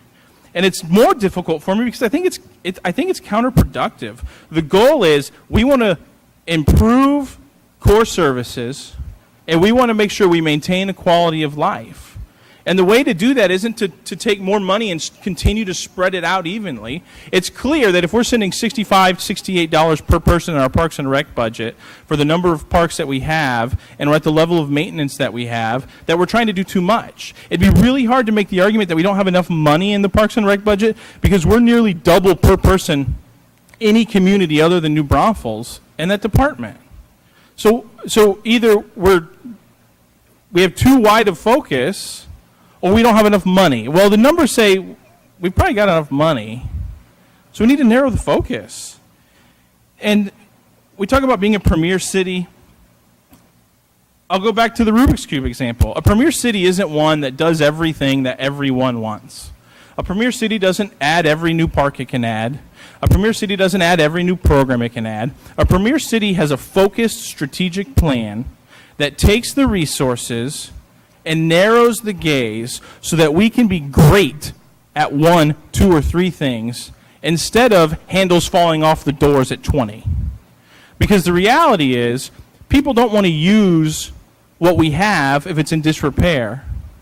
And we don't have to increase resources to fix that. We just need to narrow our focus. Yeah, we have a difficult city. We probably went annexation crazy with having huge L-shaped giant, takes you 30 minutes to drive from one end to the other end.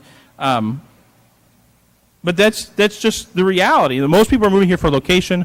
Most people are moving here for schools. And there's a lot of people who are here for the schools who can't afford these tax increases or the $12 a month increase in water over the next 5 years. And when we keep saying, oh, it's just $100, it's just $50, it's just $12 a month, that adds up. And one of the things that the city didn't address, and I don't blame them, I don't know that it's their role to, it's council's role here, is the reality that as we talk about quality of life, and I think we can improve it by narrowing our focus, and we talk about core services, we also have to talk about what it means for the individuals in Schertz. And we know that property taxes are a burden, because I think almost everybody here would support the veterans' disability exemption. And we give them that exemption to help relieve burden off of their shoulders. I think nearly everybody here would support the freeze in tax rates that seniors get, because it helps lift the burden of property taxes that we acknowledge exist off their shoulders. What I'm telling you is there's working class, median income Schertz families who are under incredible stress financially. And when the city makes the decision that shred days and printed magazines and new park expansions are more important than their grocery budget, that's a heavy decision. There's a moral implication to that. And that doesn't mean I'm not going to act like every tax increase is morally wrong, but it certainly is something that needs to be weighed and considered by council before passing it. And finally, I know the sentiment, hey, I don't mind a tax increase. That's not the issue. I think everybody who doesn't mind a tax increase is welcome to send in whatever donations they want. The question is, are you willing to force your neighbor to pay that tax increase? And are you willing to justify every program that the city has and every expenditure the city puts on the line to justify using the force of law to make them pay that extra? Because that's ultimately what it is. So is it worth a second outdoor pool our third pool? Is it worth a printed magazine to force your neighbor to do that? And obviously, I say absolutely not.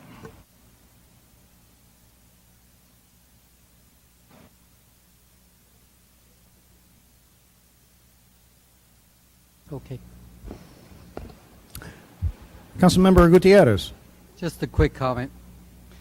No, the city does have not lost revenue, but a shortfall in tax revenue due to exemptions, court fees, and yet at the same time, we're seeing an increase in population here.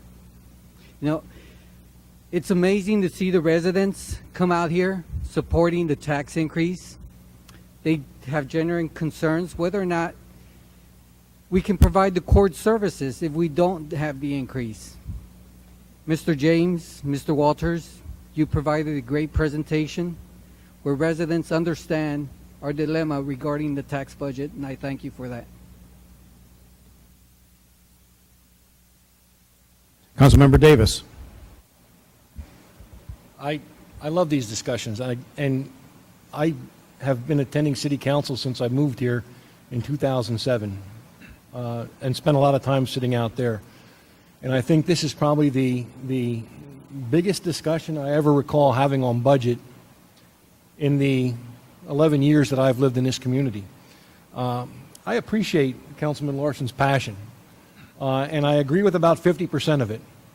I absolutely agree that we need to look for efficiencies. We need to make those hard calls on what we should and should not do. But I find some faults in his logic. I'm like you. I don't own Amazon stock, so I can't sell it, so that's a moot point. I don't agree with the impact on the lost ticket revenue because it probably should have never been up to $1.4 million anyway. It's a change in focus on what our police department does, and that's an internal decision. And I think it's the right one to lean more towards community policing. As far as the other $1.4 million, that is lost revenue. And I'll clearly explain it. When you build a house in Schertz that's $200,000 or $250,000 or $300,000, that has a revenue that's generated from that based on the property tax rate. Whether it's the current rate, the effective rate, the rollback rate, it generates revenue. Now, if that resident is owned by an active duty military member, they're paying that tax rate. When they retire and get a disability rating, courtesy of the Veterans Administration and based on a law that's passed by the state of Texas, that revenue goes away. It was revenue, it now goes away. If that residence, that piece of property is owned by a civilian who never served in the military, we're collecting revenue on that. If they sell it and they sell it to someone who gets a veteran's exemption, we now lost that revenue. So that's a hard piece of property that clearly should be generating revenue for the city, but due to a situation beyond our control, it no longer does. And again, as the staff pointed out, that's about a $1.4 million impact on our community. Going to the rollback rate doesn't come close to generating that lost revenue, and that is in fact hard lost revenue. I've been on council for 2 years now, and I can tell you, and I appreciate your perspective on needs and wants, but what I've learned over the past 2 years is people have different perspectives on what needs are and what wants are. The business community has a different perspective on needs and wants. The residents have different perspective on needs and wants. What you might call a need or a want, somebody else will call a need. I can tell you that in 2 years, I have not had a single resident call me up and said, why are we spending money on this? Why did we build a new library? Why did we build an auditorium? Every phone call I've gotten, every email I've gotten has been essentially, come out and take a look at this park and tell me why you're not fixing it. I've had dozens of emails from people saying, when are you going to pave this road? When are you going to fix Maskey Road? When are you going to fix Schertz Parkway? What I've seen in the budget presented this year, and it all comes out of our budget discussions that we've had multiple with the council and stemming from last year, the question has been, tell us what we should be doing, Tell us what we're not doing. And I think the staff has done an admirable job of telling us this year, for the first time since I can recall, and like I said, I've been sitting in these meetings for 11 years, 9 of them out there and 2 of them up here. This is the first time I can recall where the staff has said, hey, basically we've been kicking the can down the road and we've not been taking care of things. I said it before, I'm going to say it again. We've had an increase in revenue. You're absolutely right, Mr. Larson. Property values go up and our revenue stream has gone up. But we've tempered that by lowering our tax rate in 4 of the last 5 years. And 1 year we just kept it the same. And if you look at our current INS rate, it's higher now than it was in 2011, 7 years ago, which means we devote more of our revenue stream towards borrowing money to fix things and pay it back later with interest. And I've said before, I think my goal is to see if we can crack that cycle and start taking care of the things that we need to be taken care of, like that air conditioning unit that's broken in the back of the building, like our parks that are in need of significant repair in a lot of cases. Now, we talk about adding park space, but the reality of it is the city has not added park space with our city tax dollars. We've added Cypress Point. I know because I wrote the Parks Master Plan, and I know what we've added in the past couple of years. We've added Cypress Point Park. That was done by a developer as part of their development. And once it's all built and done, the keys are turned over to the city, and now we're responsible for maintaining it. Luckily, there's nothing for us to do because it's a brand new park. It's the ones that we've had for a while that we're not maintaining. I'd be more than happy after the meeting to show anybody some of the pictures from Wendy Swan Park, which has been a city park for a long time and is in dire need of maintenance. Ashley Park, Pickerel Park. The last time we did a drive round of the parks, I sort of left the group and went off of my own and documented a lot of pictures. And like the staff showed us in their budget proposal, they want to increase the parks maintenance budget by about $235,000 to work on a list of $850,000 that they're estimating in deferred maintenance on existing parklands. I can tell you, I looked at that list, and none of that list is on things like Cypress Point or Rhine Valley or any of the new parks that have been added to the inventory over the past several years. I think the only place where we've really added significant parks money is on Mary Burke's Park, up on the Schertz Parkway. And what was the total addition for that?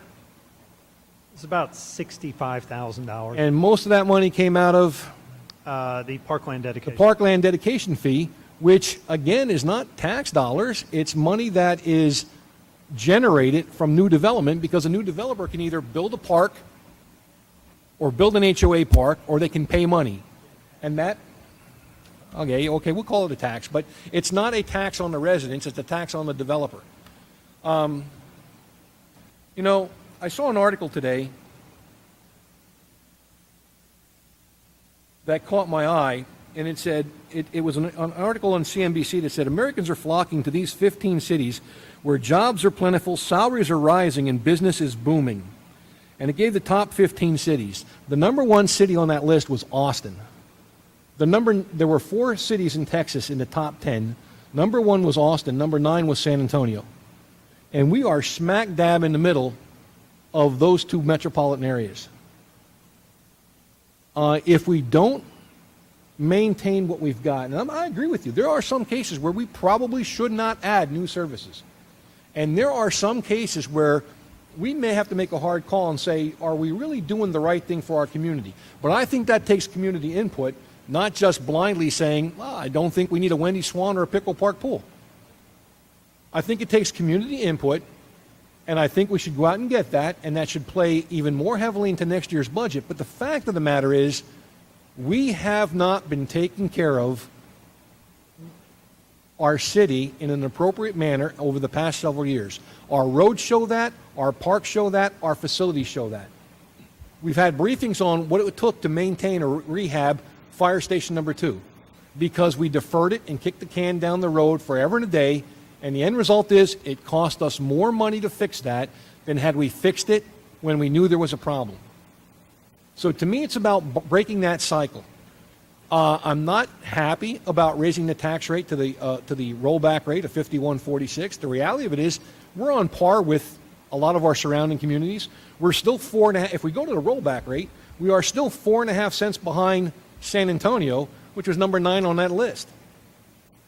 The next biggest town, again, New Braunfels seems to be doing a lot of good things, and they have the capability to generate revenue to offset some of these programs. The next town up from that is San Marcos, and I believe their current tax rate is 61 cents per 100, which is 10 cents more than what we're talking about for the rollback rate. Now, again, I'm very hesitant. I want to be clear about this. I'm hesitant about comparing ourselves to other towns because each town is a unique entity and they have their own individual problems. Virtually all of the feedback that I have received in the past month and a half on tax rates has been positive. Virtually all of the negative comments I've heard have been from non-Schertz residents. You know, I've heard people say, well, geez, look at Selma. Again, Selma's a different community. They're 5 square miles, we're 28 square miles. They get 50% of their tax base in sales tax revenue because they own 75% of the farm. We get 26% of our revenue from sales tax. So to me, it's a matter of doing what's right for our community. Mr. James, thank you for putting up the slide up there that talked about refreshing us on the customer surveys of what they want. They want a quality of life. Affordability came in 4 on the list. Quality of life came out number 1. Quality doesn't have to cost money. I agree with you. There's ways we can work that issue, but just throwing out arbitrary things to cut without all the facts, without all solid numbers, I don't think is the right way to make a sound decision for the community. You saw the numbers that Mr. James presented, the attendance this year for the Pickerel Park pool, 12,000 people. We're a town of 40,000 people. Again, I wrote the park's master plan. I know how many pools we have. I know one of the things that impacts that are all these HOA pools. All these personal pools impact it. I'm paying for my own pool in my backyard. But we have 12,000 visitors going to the Pickerel Park pool. I can tell you who those 12,000 people are. They're not the people that live in an HOA that have an HOA pool in their backyard or have a pool in their backyard at their house. They're not the people that have an HOA pool that they can go to that they're supporting. It's a city amenity that they're using. That's 25% of our population. It's number of visits, to be clear, so it's probably not 12,000 different people. But yeah. It's a significant load on there. So, again, I'm not saying that the answer is not to close Pickerel Park Pool or look at how we operate Wendy Swan Pool. But the reality of it is I think we owe it to our residents to get some current information, some updated facts, find out what exactly they want. Again, I haven't had residents call me and say, you know what, this park in my neighborhood is a nuisance, we should shut it down. The phone calls I'm getting are, why is the slide broken? Why is the playscape broken? When are you going to replace the basketball nets? When are you going to seal this street, fix this sidewalk? And the singular biggest line item in this budget is increased dollars for maintenance for parks, for streets, for facilities. Which, again, if you drive around the city and you take a look at those 3 areas, if you can't see the need for the extra dollars, and I honestly don't know what you're looking at. That's it, Mr. Mayor Pro Tem. Have we gone around once? Dr. Kaiser? No. Okay, okay, we've gone around once. Well, I didn't get a chance to speak.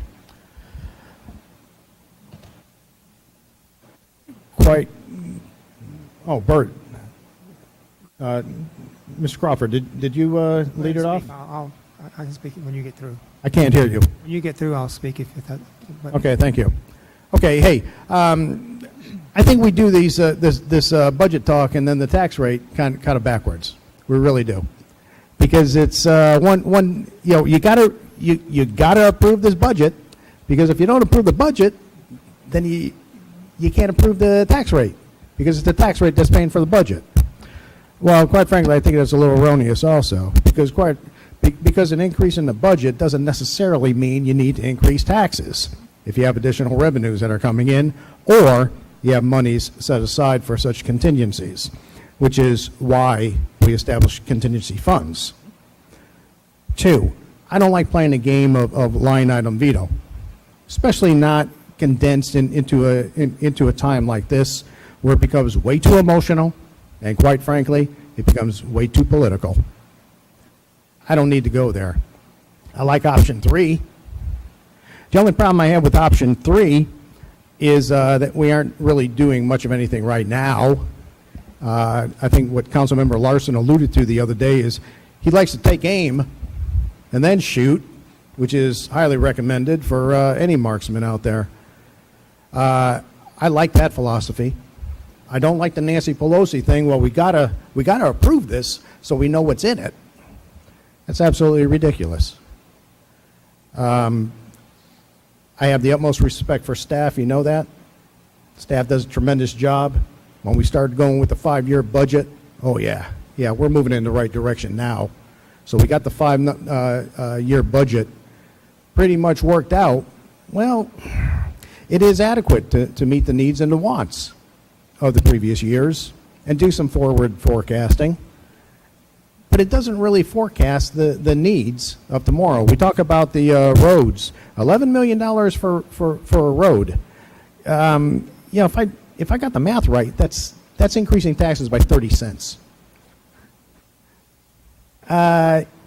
Increasing taxes this year, wouldn't it be a drop in the bucket on that $11 million, plus another 5 or so for other items out there? It doesn't even begin to address it. So we have to do this because, oh my gosh, I'm not buying it. I'm really not. Quite frankly, we do have the money in the reserves to cover the increase if we stuck with the current rate. And I'm not even proposing we go down to the effective rate. That's another half a cent, 3/4 of a cent below the current rate.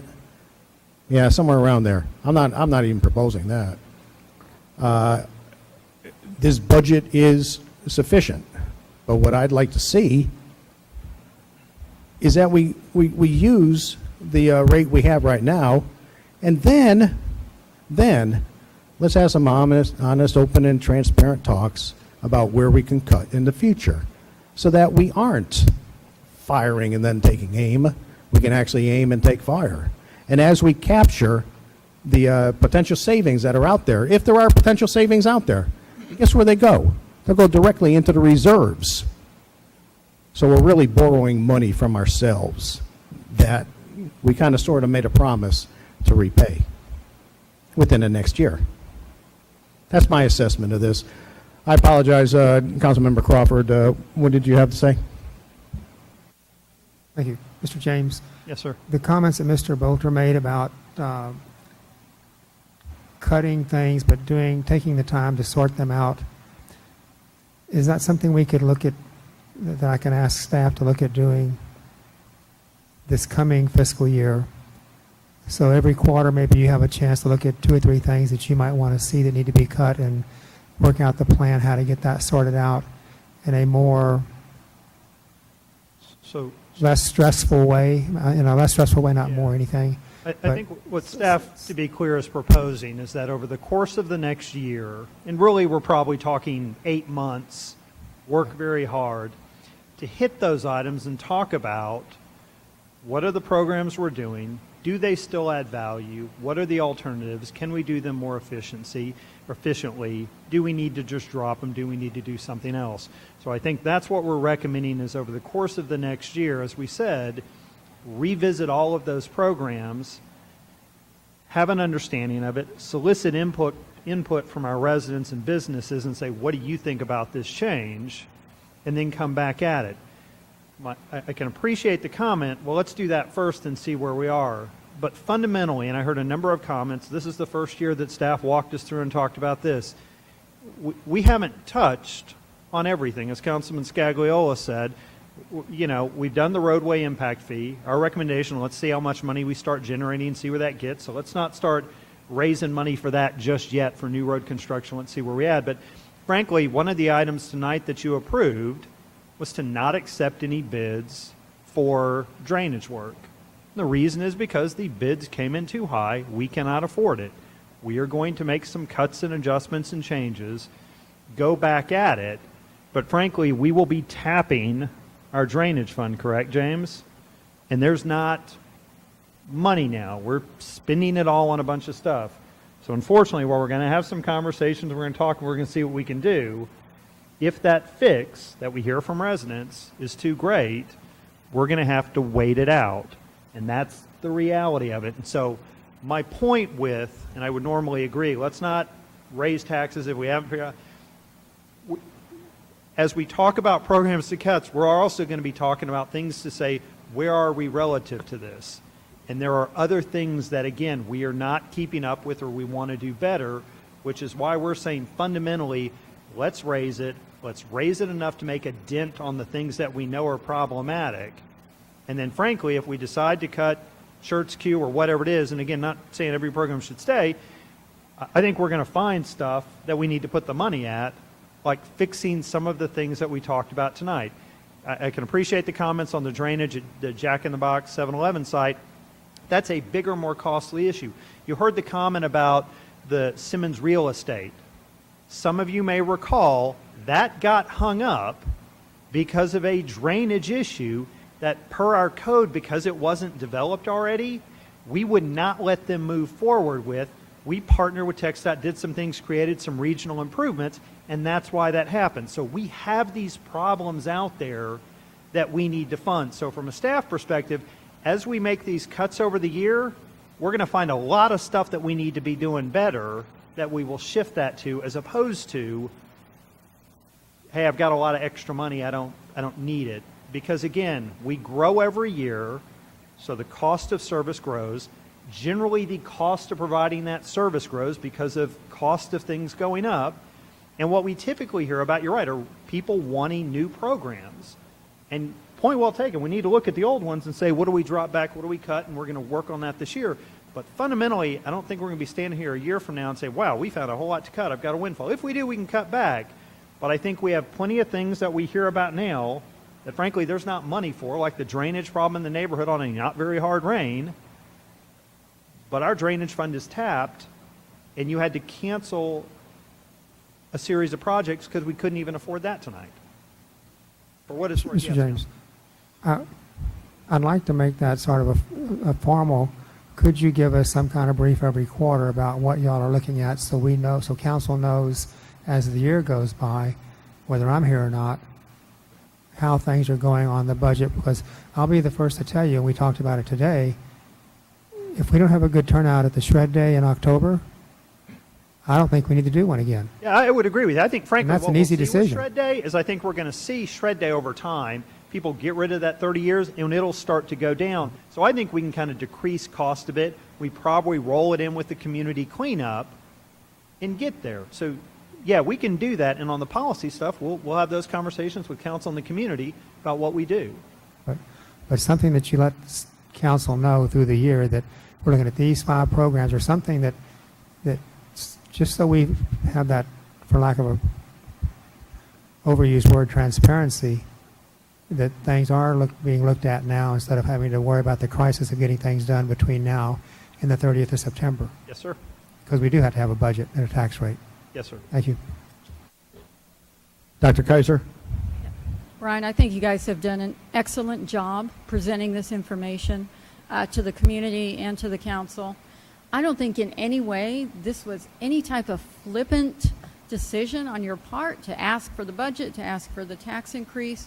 You know, there are programs that, hey, you want to just cut back to, yeah, you know, you want to start throwing things out, sure, we can do that. I can tell you quality of life will go down. There's a lot of talk about, you know, the Schertz magazine going all digital. You know, we talk about people who don't have access. There will be a lot of people in this city that will not have access to information. And that's to me is wrong. So we're going to have some things that some people are going to say are not needs, but they're wants. And what may be a want for me, I'm fine. I might be able to say, hey, I can go online and read that. There are a lot of people that we'd be saying, too bad. We're going to take that away because that's not, a need. But I do appreciate the openness. Costs have increased. I mean, I don't think anyone can say, I know when I go to H-E-B, my grocery bill has increased. Costs for the city have increased, whether it's hiring new employees, and how many open positions do we still have that need to be filled? I couldn't even tell you. I can tell you we have a number that have been there for a long time that we struggle. Frankly, I know staff is hopeful that with this last round of class and comp, that some of those positions we have struggled because of the increase, we'll have more luck with those. See, and even it goes even to that. We're pretty much at a standstill on some of those positions. If we were to fill every position tomorrow that's open, we'd be in trouble. Yes. And so, again, I don't think this is flippant. It wasn't taken lightly to ask for this, and I think, it's very reasonable what you're asking for. Okay, let me read the caption, and then after we, if we do get a motion, we can continue discussion. No? What? Okay. Councilmember Edwards, then. I do want to clear up a couple of things. Councilman Larson, you brought up the annexation problem that we had. Well, a few years ago, you guys will remember this, about 6 years ago, we had several people come to us that owned very large tracts of land and said, please annex us. The reason why is because we had a slew of development that was about to happen that was going to be considered substandard. That's the way we felt about that development. We could not allow that to happen. So we took that large parcel of land in, and if I'm not mistaken, that was a historical annexation for this, not for the city of Schertz, but for the whole state of Texas. That was a very large annexation. So we took that in to protect this environment, to protect our citizens as well. Second thing, back in 1999, I had an opportunity to listen to Mr. Sam Barshop. Many of you probably don't even know who Barshop Oles is.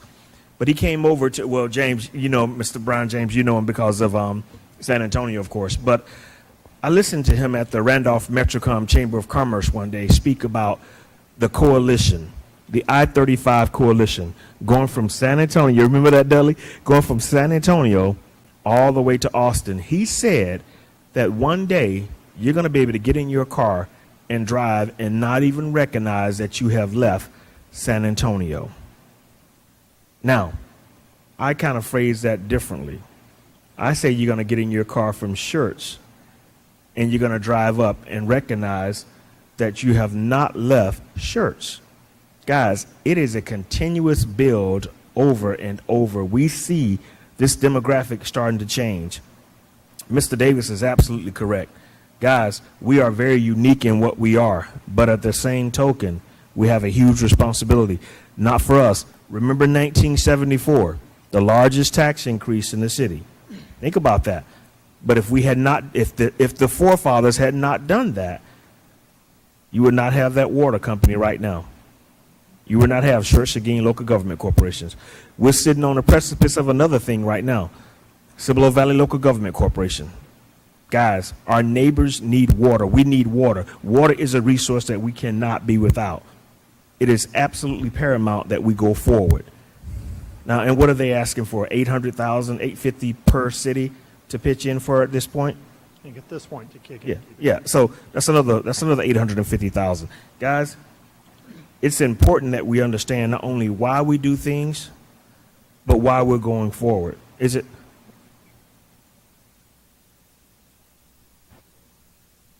important that we understand. Yes, sir. 480 per city. 480 per city. So if that's the case, I'm gonna take a stab at this, Mr. Mayor Pro Tem. I'm sorry. I yield my time to Mr. Davis. Just one clarification. Mayor Pro Tem brought up the reserve fund. Over the past several years, our reserve fund went down, and we spent the past several years rebuilding it to the point now where it exceeded the 25%. That was our goal. We've had several budget discussions to set the budget reserve at 26%, 25 purely for emergencies, flood, tornado, earthquake, meteorite hit, I don't care what it is, but a true emergency, with a 1% for other contingencies. And we're in the process, if I remember the budget slides we've been showing, of drawing down that budget reserve Correct. back down to 26%. If I'm not mistaken, that drawdown is factored into our budget plans, correct? That's correct. So it's not as though we can say, well, we can just take the excess out of the reserve fund because that's built into this budget process. And if we're going to go with the mindset of, well, let's just stay at our current rate or go to the effective rate and take that, what we're referring as excess money in reserves, the reality of it is we're still just kicking deferred maintenance down the road because we've already programmed that money in the reserves for our budget process over the next couple of years. I just wanted to make sure I was clear on that. It's not like we're sitting on excess money in a cash account that we could just say, well, let's keep our rates the same and we'll just pull money out of the bank account and cover this stuff. That's already factored in. Okay, I think we went around enough. Let me read the caption, and then we can open it up for another round if you're so inclined. Ordinance number 18T32. It's an ordinance adopting a budget for the fiscal year beginning October 1, 2018, and ending September 30th, 2018. All right. How about 2019? In accordance with the charter of the city of Schertz, Texas, providing for the filing of the budget, providing that this ordinance shall be cumulative of all ordinances, providing a severability clause, and providing an effective date. We've had our discussions. Do I hear a motion? Mr. Mayor, Mr. Mayor Pro Tem, I'd like to make a motion that we approve ordinance number 18T32. Second. I have a motion made by Councilmember Edwards, seconded by Dr. Kaiser. I'll open it up for continued discussion at this time. Councilmember Crawford? Dr. Kaiser? Councilmember Edwards?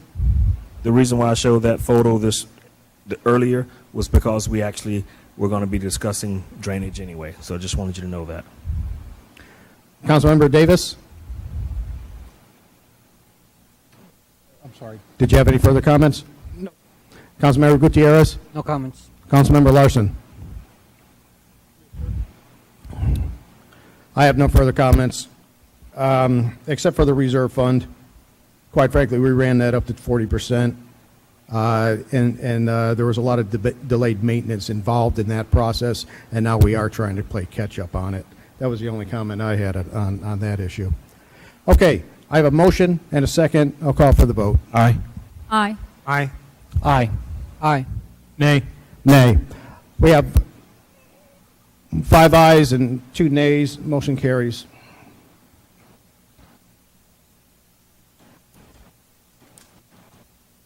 Next item on the agenda, once again, a public hearing on the proposed tax rate. Conduct a public hearing in consideration and/or action regarding the adoption of the fiscal year 2018-19 tax rate.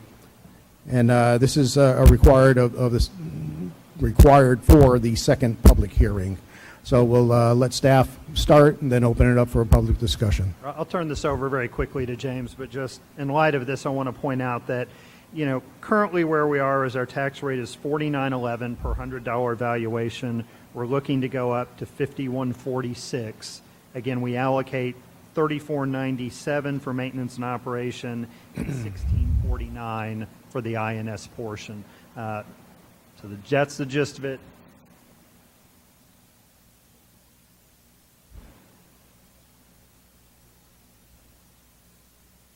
I did want to bring this up.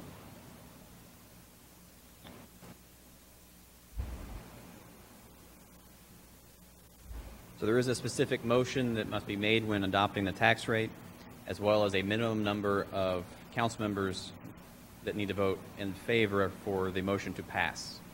So since we have 7 council members, we need 5 council members to vote in favor of any motion, and the motion must be what's stated on the screen.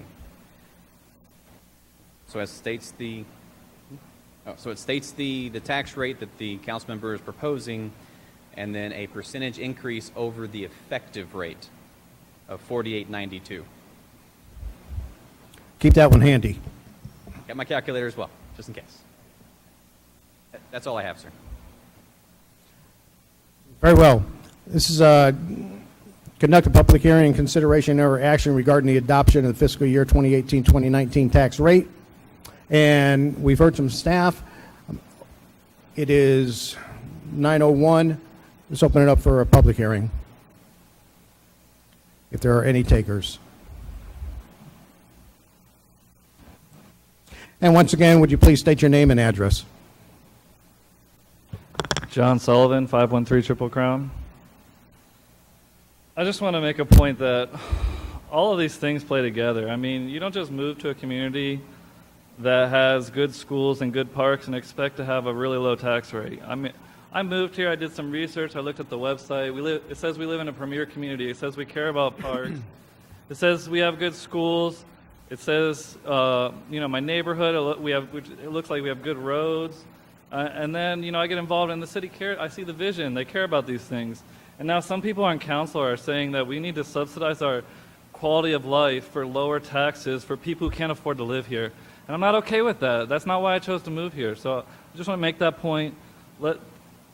The rollback rate is reasonable. It's actually probably not even going to fix most of our problems in any time that residents expect it. The people that I talk to expect it. So let's just go to the rollback rate, make it reasonable. That's a good compromise in my opinion. Thank you. Anybody else?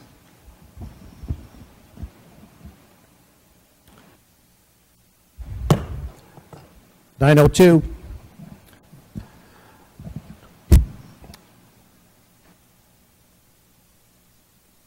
Okay, let's turn this over to the council for any discussion right now. Councilmember Larson. Well, I just want to clarify. I don't want my thoughts to be misrepresented. First off, lowering the tax rate is not asking anyone to subsidize anything.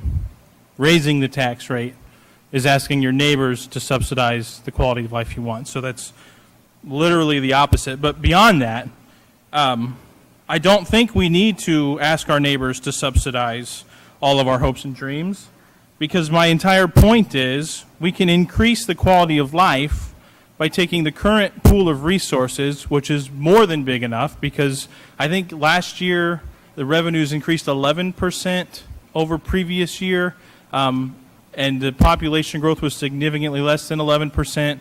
If you add in population growth plus inflation, you're still not 11%. So our revenues are increasing per capita faster than the combination of population and inflation growth, meaning the net real dollars the city has to spend are increasing. And by taking those same resources and focusing on fewer things, we would improve the quality of life instead of having everything we hope and dream for at half quality. And the rollback rate is not really a compromise. That's literally the highest we can go without giving citizens a chance to recall it. Councilmember Gutierrez. No comment. Councilmember Davis. No comment. Councilmember Crawford. No comment. Councilmember Kaiser. No comment. And Councilmember Edwards. No comment, sir. Well, we've come to the point where we need to make a motion on the tax rate, and quite frankly, I'm partial to the 0.4910. So, Mr. James Walters, could you put that statement up there, please? You know what's really interesting is, regardless, this is a tax increase. I I need your calculator to figure out what a .4911 increase would be. What we have right here is for the .5146. So if we went with the 4910, Oh. it would be a 0.3% increase. I looked at that before. Okay, 3%, is that what our 0.3. is that what our current rate is right now, .4910? Yes, sir. Well, then I move that the property tax rate be increased by the adoption of a rate of .4910, which is effectively a 3% increase in the tax rate. .3. Second. I have a motion and a second. Any need for discussion? Councilmember Davis. No, sir. No discussion. Oh. No discussion, I'll call for a vote. I vote aye. Nay. Nay. Nay. Nay. Nay. Aye. I have 5 nays and 2 ayes. Motion does not pass. Do I hear another motion? Mr. Mayor Pro Tem, I'd like to make a motion, and I move that the property tax rate be increased by the adoption of a tax rate of .5146, which is effectively a 5% increase in the tax rate. Second. I have a motion and a second, and I did read the caption, right? Okay. So I have a motion and a second. Any comments from the council? I absolutely have a comment. I recognize to the citizens that will view this later to understand that I realize that I'm raising my own taxes. I realize that I'm raising your taxes. I will hold staff accountable for them streamlining and coming to efficiencies, but realize I am well aware of what I am doing. Councilmember Crawford. We don't need to read this again with the correct rate on it?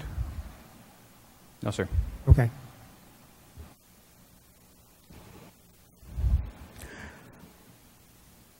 I have a motion made by Councilmember Edwards and seconded by Councilmember Kaiser. There being no further discussion, call for the vote. Aye. Aye. Aye. Aye. Aye. Nay. Nay. And the ayes have it, 5-2. Motion passed. Thank you, staff, so very much. It's always a little bit painful putting you through this. I can feel you cringe, and for some reason getting a little sweaty up here too. I just don't know the reason for that. Okay, roll call vote. Ms. Dennis, please. Consent agenda consists of items 1 through 3, 5, and 6. Motion was made by Councilmember Edwards, seconded by Councilmember Gutierrez. Mayor Pro Tem Scagliola, Councilmembers Davis, Gutierrez, Larson, Edwards, Kaiser, Crawford voted yes. No one voted no. Motion passed. Item number 4, resolution number 18R108. Motion was made by Councilmember Gutierrez, seconded by Councilmember Davis. Mayor Pro Tem Scagliola, Councilmembers Davis, Gutierrez, Larson, Edwards, Kaiser, Crawford voted yes. No one voted no. Motion passed. Item number 7, ordinance number 18S29 on final reading. A motion was made by Councilmember Larson, seconded by Councilmember Gutierrez. Mayor Pro Tem Scagliola, Councilmembers Davis, Gutierrez, Larson, Edwards, Kaiser voted yes. Councilmember Crawford voted no. Motion passed. Item number 8, ordinance number 18T32. Motion was made by Councilmember Edwards, seconded by Councilmember Crawford. Mayor Pro Tem Scagliola and Councilmember Larson voted no. Councilmembers Davis, Gutierrez, Edwards, Kaiser, Crawford voted yes. Motion passed. Item number 9, ordinance number 18T33. Motion was made by Councilmember Edwards, seconded by Councilmember Kaiser, to set the rate at .5146, property tax rate, be increased by the rate of 5.46, which is effectively a 5% increase in that tax rate. Mayor Pro Tem Scagliola and Councilmembers Larson voted no. Councilmember Davis, Gutierrez, Edwards, Kaiser, Crawford voted yes. Motion passed.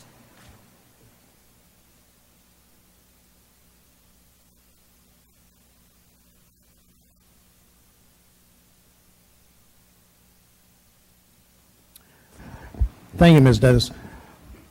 And next item on the agenda is a workshop, discussion, and possible action regarding the City of Schertz Interview Committee. Ms. Dennis?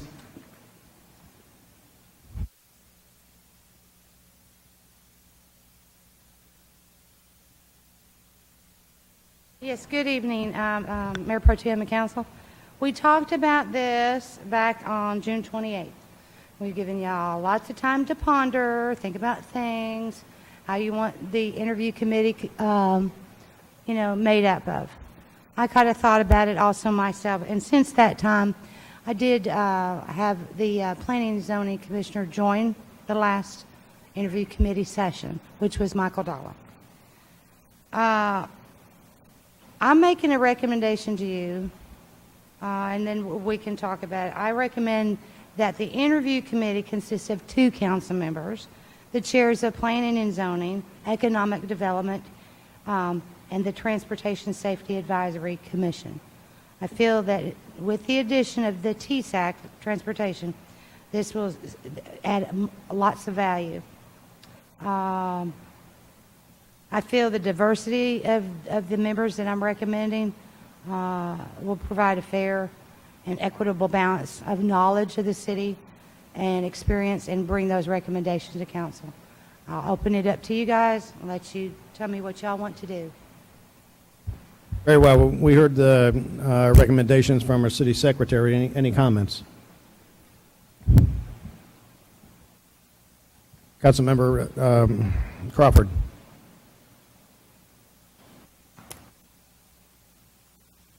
You and I talked informally about, at least I talked with you informally about having a member from each committee from which somebody was to be selected, for which somebody was to be selected. That way we'd have current knowledge on the board to ask them intelligent questions, not relying on council members, whether it's 2, 3, 4, whatever. So that's a comment that I made. So what you were recommending, that you want a member from each Well, of the boards and commissions to I wanted a member, they don't have to be permanently appointed members, but I wanted, if we had 3 different boards or committees that had members to be selected that night, we talked about having a member from each one of those boards on the committee that selects, so they could ask questions that make sense. Because I was on Planning and Zoning, but I wasn't on TSAC. Correct. Mark was on TSAC and Parks. Kind of a concept. I do understand what you're asking. That's going to take a lot more staff time to try to make sure that, say if we've got empty spaces on a library, I have to make sure I get a hold of a library person and set that date so that everybody's coordinated. I understand your idea, but personally, it would take a lot more staff work to bring in, a member from the library if there's a library vacancy. My recommendation is the individuals that are chairs, they have been in the city for a long time. They have knowledge, not only of planning and zoning, but they do have knowledge of the other boards and commissions. I stand by what I said, that I think having a member from a board, the chairman or the senior member on the board, be there to be able to ask good questions for somebody who we're trying to select to put on a committee, because being on a committee, picking the right person has a lot of value to it. And I'm just expressing my concerns about the equity of a good interview. I have to rely on somebody from EDC or somebody from another board to ask the questions about the specific board, because I don't know all the details. That's all I'm saying. It would take a little bit more time, but I would like to think it had a value to selecting a good member, or the appropriate member, however you want to phrase that. Councilmember Edwards. Let's just call this what it was. This was not a problem until what happened recently, a few weeks ago, when we had a previous council member not allowed to be on a committee. However, this could have been prevented, as we talked about previously, because I brought up reservation about that. That was voiced during that meeting of the interview committee. So with that being said, the reason why we're making this change is because of that. It was pushed, illustrated, of course. I don't mind if someone sits on a committee. I don't. The changes here, I don't have a problem with it. I don't have a problem with that whatsoever. But we're on a slippery slope here. When things don't go your way, you want to make a change. Is that what we're trying to do now? Is that how we're governing? That's the problem, guys. If things don't go your way, you want to make a change. And that's not conducive of what we have decided, and it's not what we've done in the past as well. Not saying that the past is always right. Not saying that. I'm simply saying that it was done for one particular reason. It created a lot of instances on the dais, a lot of things that were done that were, basically unprofessional. It really did.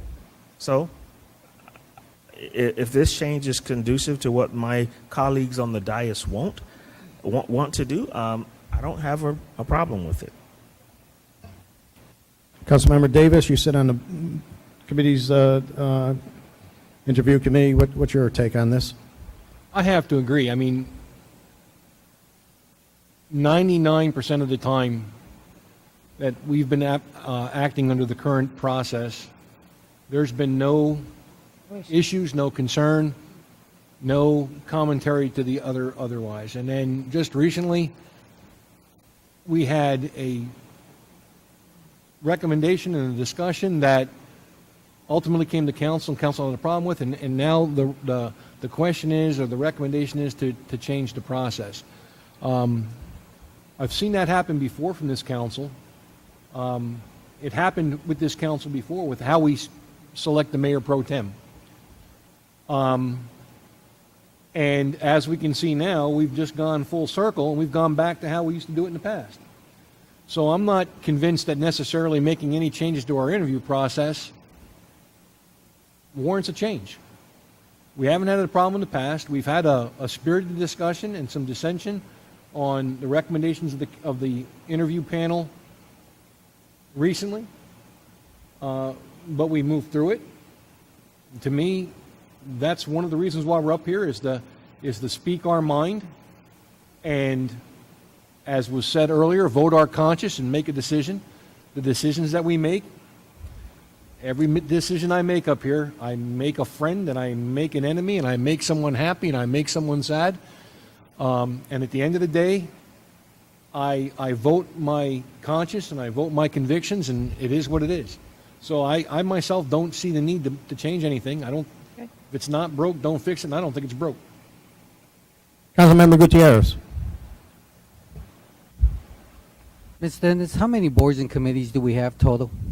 Oh, goodness. Exactly. Logistically, it'd be impossible to get one from every board or committee to be made available for a specific date, specific time, to conduct several interviews. I agree with my colleagues here. I do like the fact that you put the most important committees as part of the interviews. Therefore, I think your points are well taken. I think the breakout is exactly what we need to get those three important positions in there and conduct the interviews. I don't have anything else to say, but I think that you did a good job just thinking this over. Thanks. Councilmember Larson. Mr. Davis and Mr. Edwards were nice to not name me, but I'll just say it. I was the one that asked for this. The history of my perception is we had a process. The process broke. It was embarrassing for the city, so I said, let's evaluate the process. I think if something doesn't go your way and the process breaks, evaluating the process is the responsible thing to do, although the determination may very well be it didn't work that time, but it's still the best process. Ultimately, what happened that caused me to ask for you to look into this was a majority of the members present at the recommendation interview committee said they wanted to make a recommendation, and then the same members who were part of the committee that sent the recommendation had a problem with the recommendation. That's fine. People change their minds. There could be confusion. But the reason the process broke wasn't because anybody was wrong in saying what they believe. It was because there's too many council members represented on the committee. And so you can't have a majority of council members be the people making a recommendation to council, and then those same people who recommended the recommendation to council say they don't recommend the recommendation to council anymore. It's confusing, right? That's why I was that confused when it happened. It was crazy. And so that's why I asked that it be looked at. I don't feel that passionately about it. Look, the process obviously broke. It was embarrassing to the city. It was unfair to some of our residents. If it's a one out of a million and it's not worth fixing, that's fine. I think it makes sense to dilute the council's power on the interview committee, because ultimately we're going to have the ability to review the recommendation anyways. So having a smaller representation of council and a greater representation of the boards and committees that these individuals are going to actually serve on makes absolutely logical sense. It's probably the most reasonable thing to do. But my question to you, and this is something that Mr. James has pointed out to me that I need to be more cognizant of, is if we did make the change that you're recommending, and one, I asked you to look into this, so I've already taken resources from your day time-wise that I probably should have considered more carefully, and I think all of council should in the future. But if we implemented the recommendation you've brought, would that cause a significant change in the resources you have to expend to No, actually, organize these? just thinking about this, I did contact the TSAC chair, and he'd be very willing to sit on it. Now, as far as what this means is there's 3 council members right now. What this means, it'll go to 2, and then I'm increasing, the chair from the TSAC. So, and for me, like I said, I'm not going to get into. I spent all my political capital arguing against the tax rate we just increased. I'm not going to do it over this, but I think I will say I think it makes sense to have the boards and commission members play a larger role in the recommendation to council, and council to play a smaller role in that part, because ultimately we still have the final say on the dice. Mr. Mayor Pro Tem. Councilmember Davis. Again, I'm not an advocate of change for the sake of change, but I understand the logic of 2 council members and 3 board presidents. I would argue that, from my experience, the board president from Parks and Rec is probably more important than the board member from TSAC, because they deal with a lot of quality of life issues, and that's a bigger component of the city than speed humps and speeders. But anyway, to Mr. Larson's point, and tying it in with my comments on changing for change, you're absolutely right. We had an instance where a recommendation came from the board or from the interview panel, and at some point, upon reflection, there was a change made by a council member. So if we go to 3 board presidents and 2 council members, and the next time where the board recommends an appointment and one of the 2 council members comes up here and has a change of heart or a moment of reflection and decides to vote against the recommendation, then what's the next way going forward? Do we turn around now and drop it down to 1 council member and 4 board members? Or do we just turn around and take the council members? I mean, I get it. I just don't see whether it's 2 or whether it's 3. The bottom line is someone changed their mind, and they're entitled to do that. So if you want to change the process, and I'm not against saying that our process is perfect, but if you're going to change the process, the city secretary had other options in there. Some of the other communities around us, and I'm not a fan of saying let's do it like City A or City B, because they've got their own rules. If you're going to change the process, then make a wholesale change to the process. Let's set up a date on a Saturday where the entire council comes in here, and the people that want to get on a board and commission are interviewed by the entire council all at one shot. Because, again, changing the current process from 3 council members to 2 council members doesn't eliminate the concern that you brought up. To respond, it doesn't eliminate the entire concern I brought up, but it does eliminate probably the most fundamental concern, which is the boards and commissioners would have a greater say in who serves on the boards and commissioners. Okay, it's kind of spirited, and I kind of like that. One of the problems we have with allowing the boards and commissions to choose their own members is that how quickly does it generate into a good old boys club or a good old girls club? Do we really want that to happen? It's the city council. It's the city council that's also ultimately responsible for appointing individuals.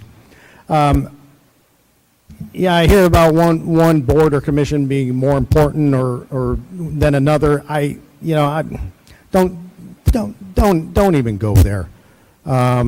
I think all the boards and commissions bring a certain value to the community, and the people that serve on these boards and commissions, they're all respected in my book because they're giving of themselves to contribute to the community in the way they think is most appropriate. Now, is there a problem with the way the boards and commissions or the interview committee is set up? Quite frankly, I don't believe there is. I like the idea of having the expertise, and to go back to Councilmember Crawford's point, yeah, it'd be really nice to have somebody not there all the time, because we don't always have people who want to be on the TSAC or the library board or the historics board. We don't always have them coming asking to be placed on those boards. So you really wouldn't need a cast of thousands at every single one of these interview committees. Quite frankly, to keep from making things too complicated, I recommend we keep things the way they are. I like the idea of having P&Z represented. I like EDC's representation there. I learn a lot from them. Now, if you wanted to include others, you know what? You could probably do that. But I don't like the idea of going down to 2 council members. I think 3 is the appropriate number. Is there any other discussion?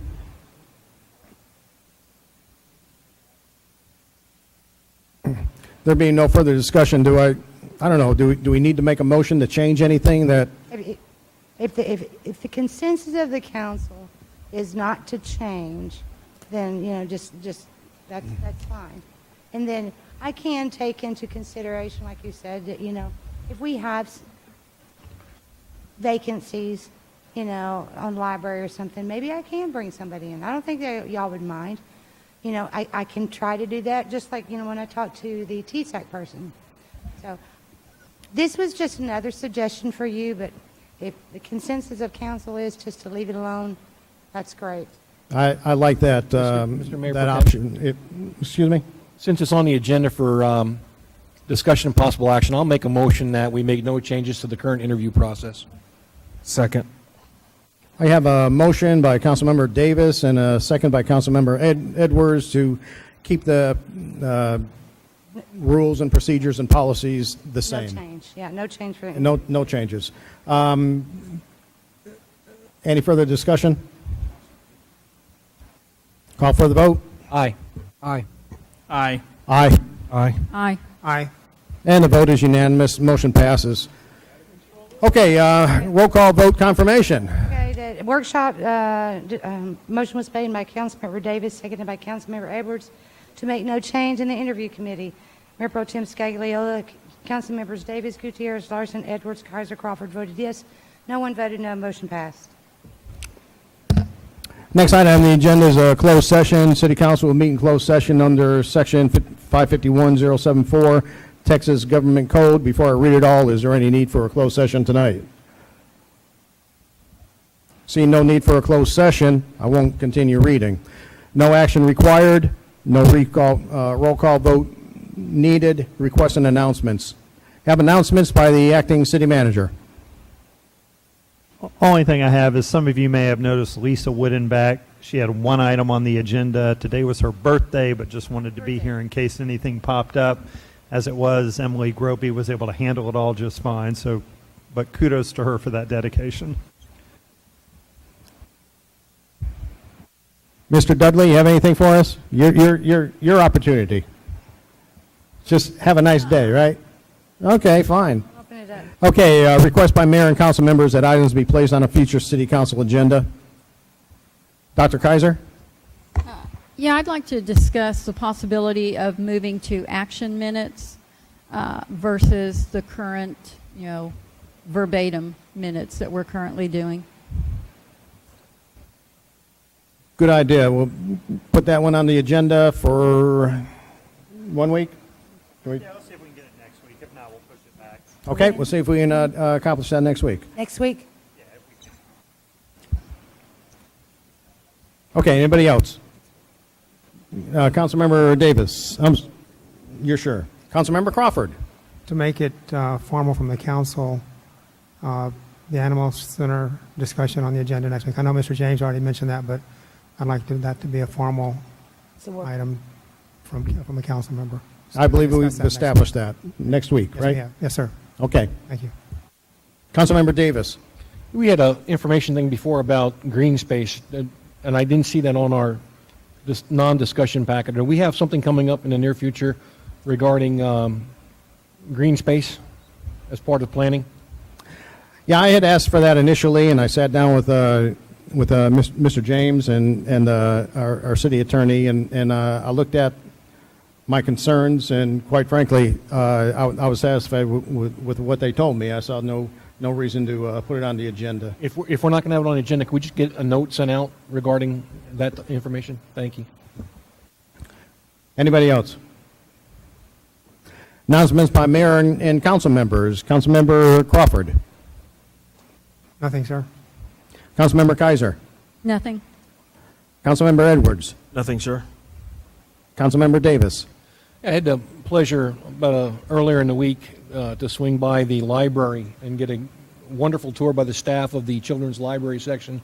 They're doing some great things there, and I'm looking forward to seeing what they've got planned coming up in the near future. Excellent. Councilmember Gutierrez. Just a couple of things. Attended the TML regional meeting. I'd like to say that together as a group, we have a greater impact in our region here. Also attended Alan Cochran's retirement ceremony and want to say thank you for his service. Councilmember Larson. Yeah, I also attended Rex's retirement. Not a whole lot of people know who Rex is because we all call him Alan out at Schertz local government corporation. Exceptional dedication to us and to Seguin and even to Cibolo. His talents will definitely be missed.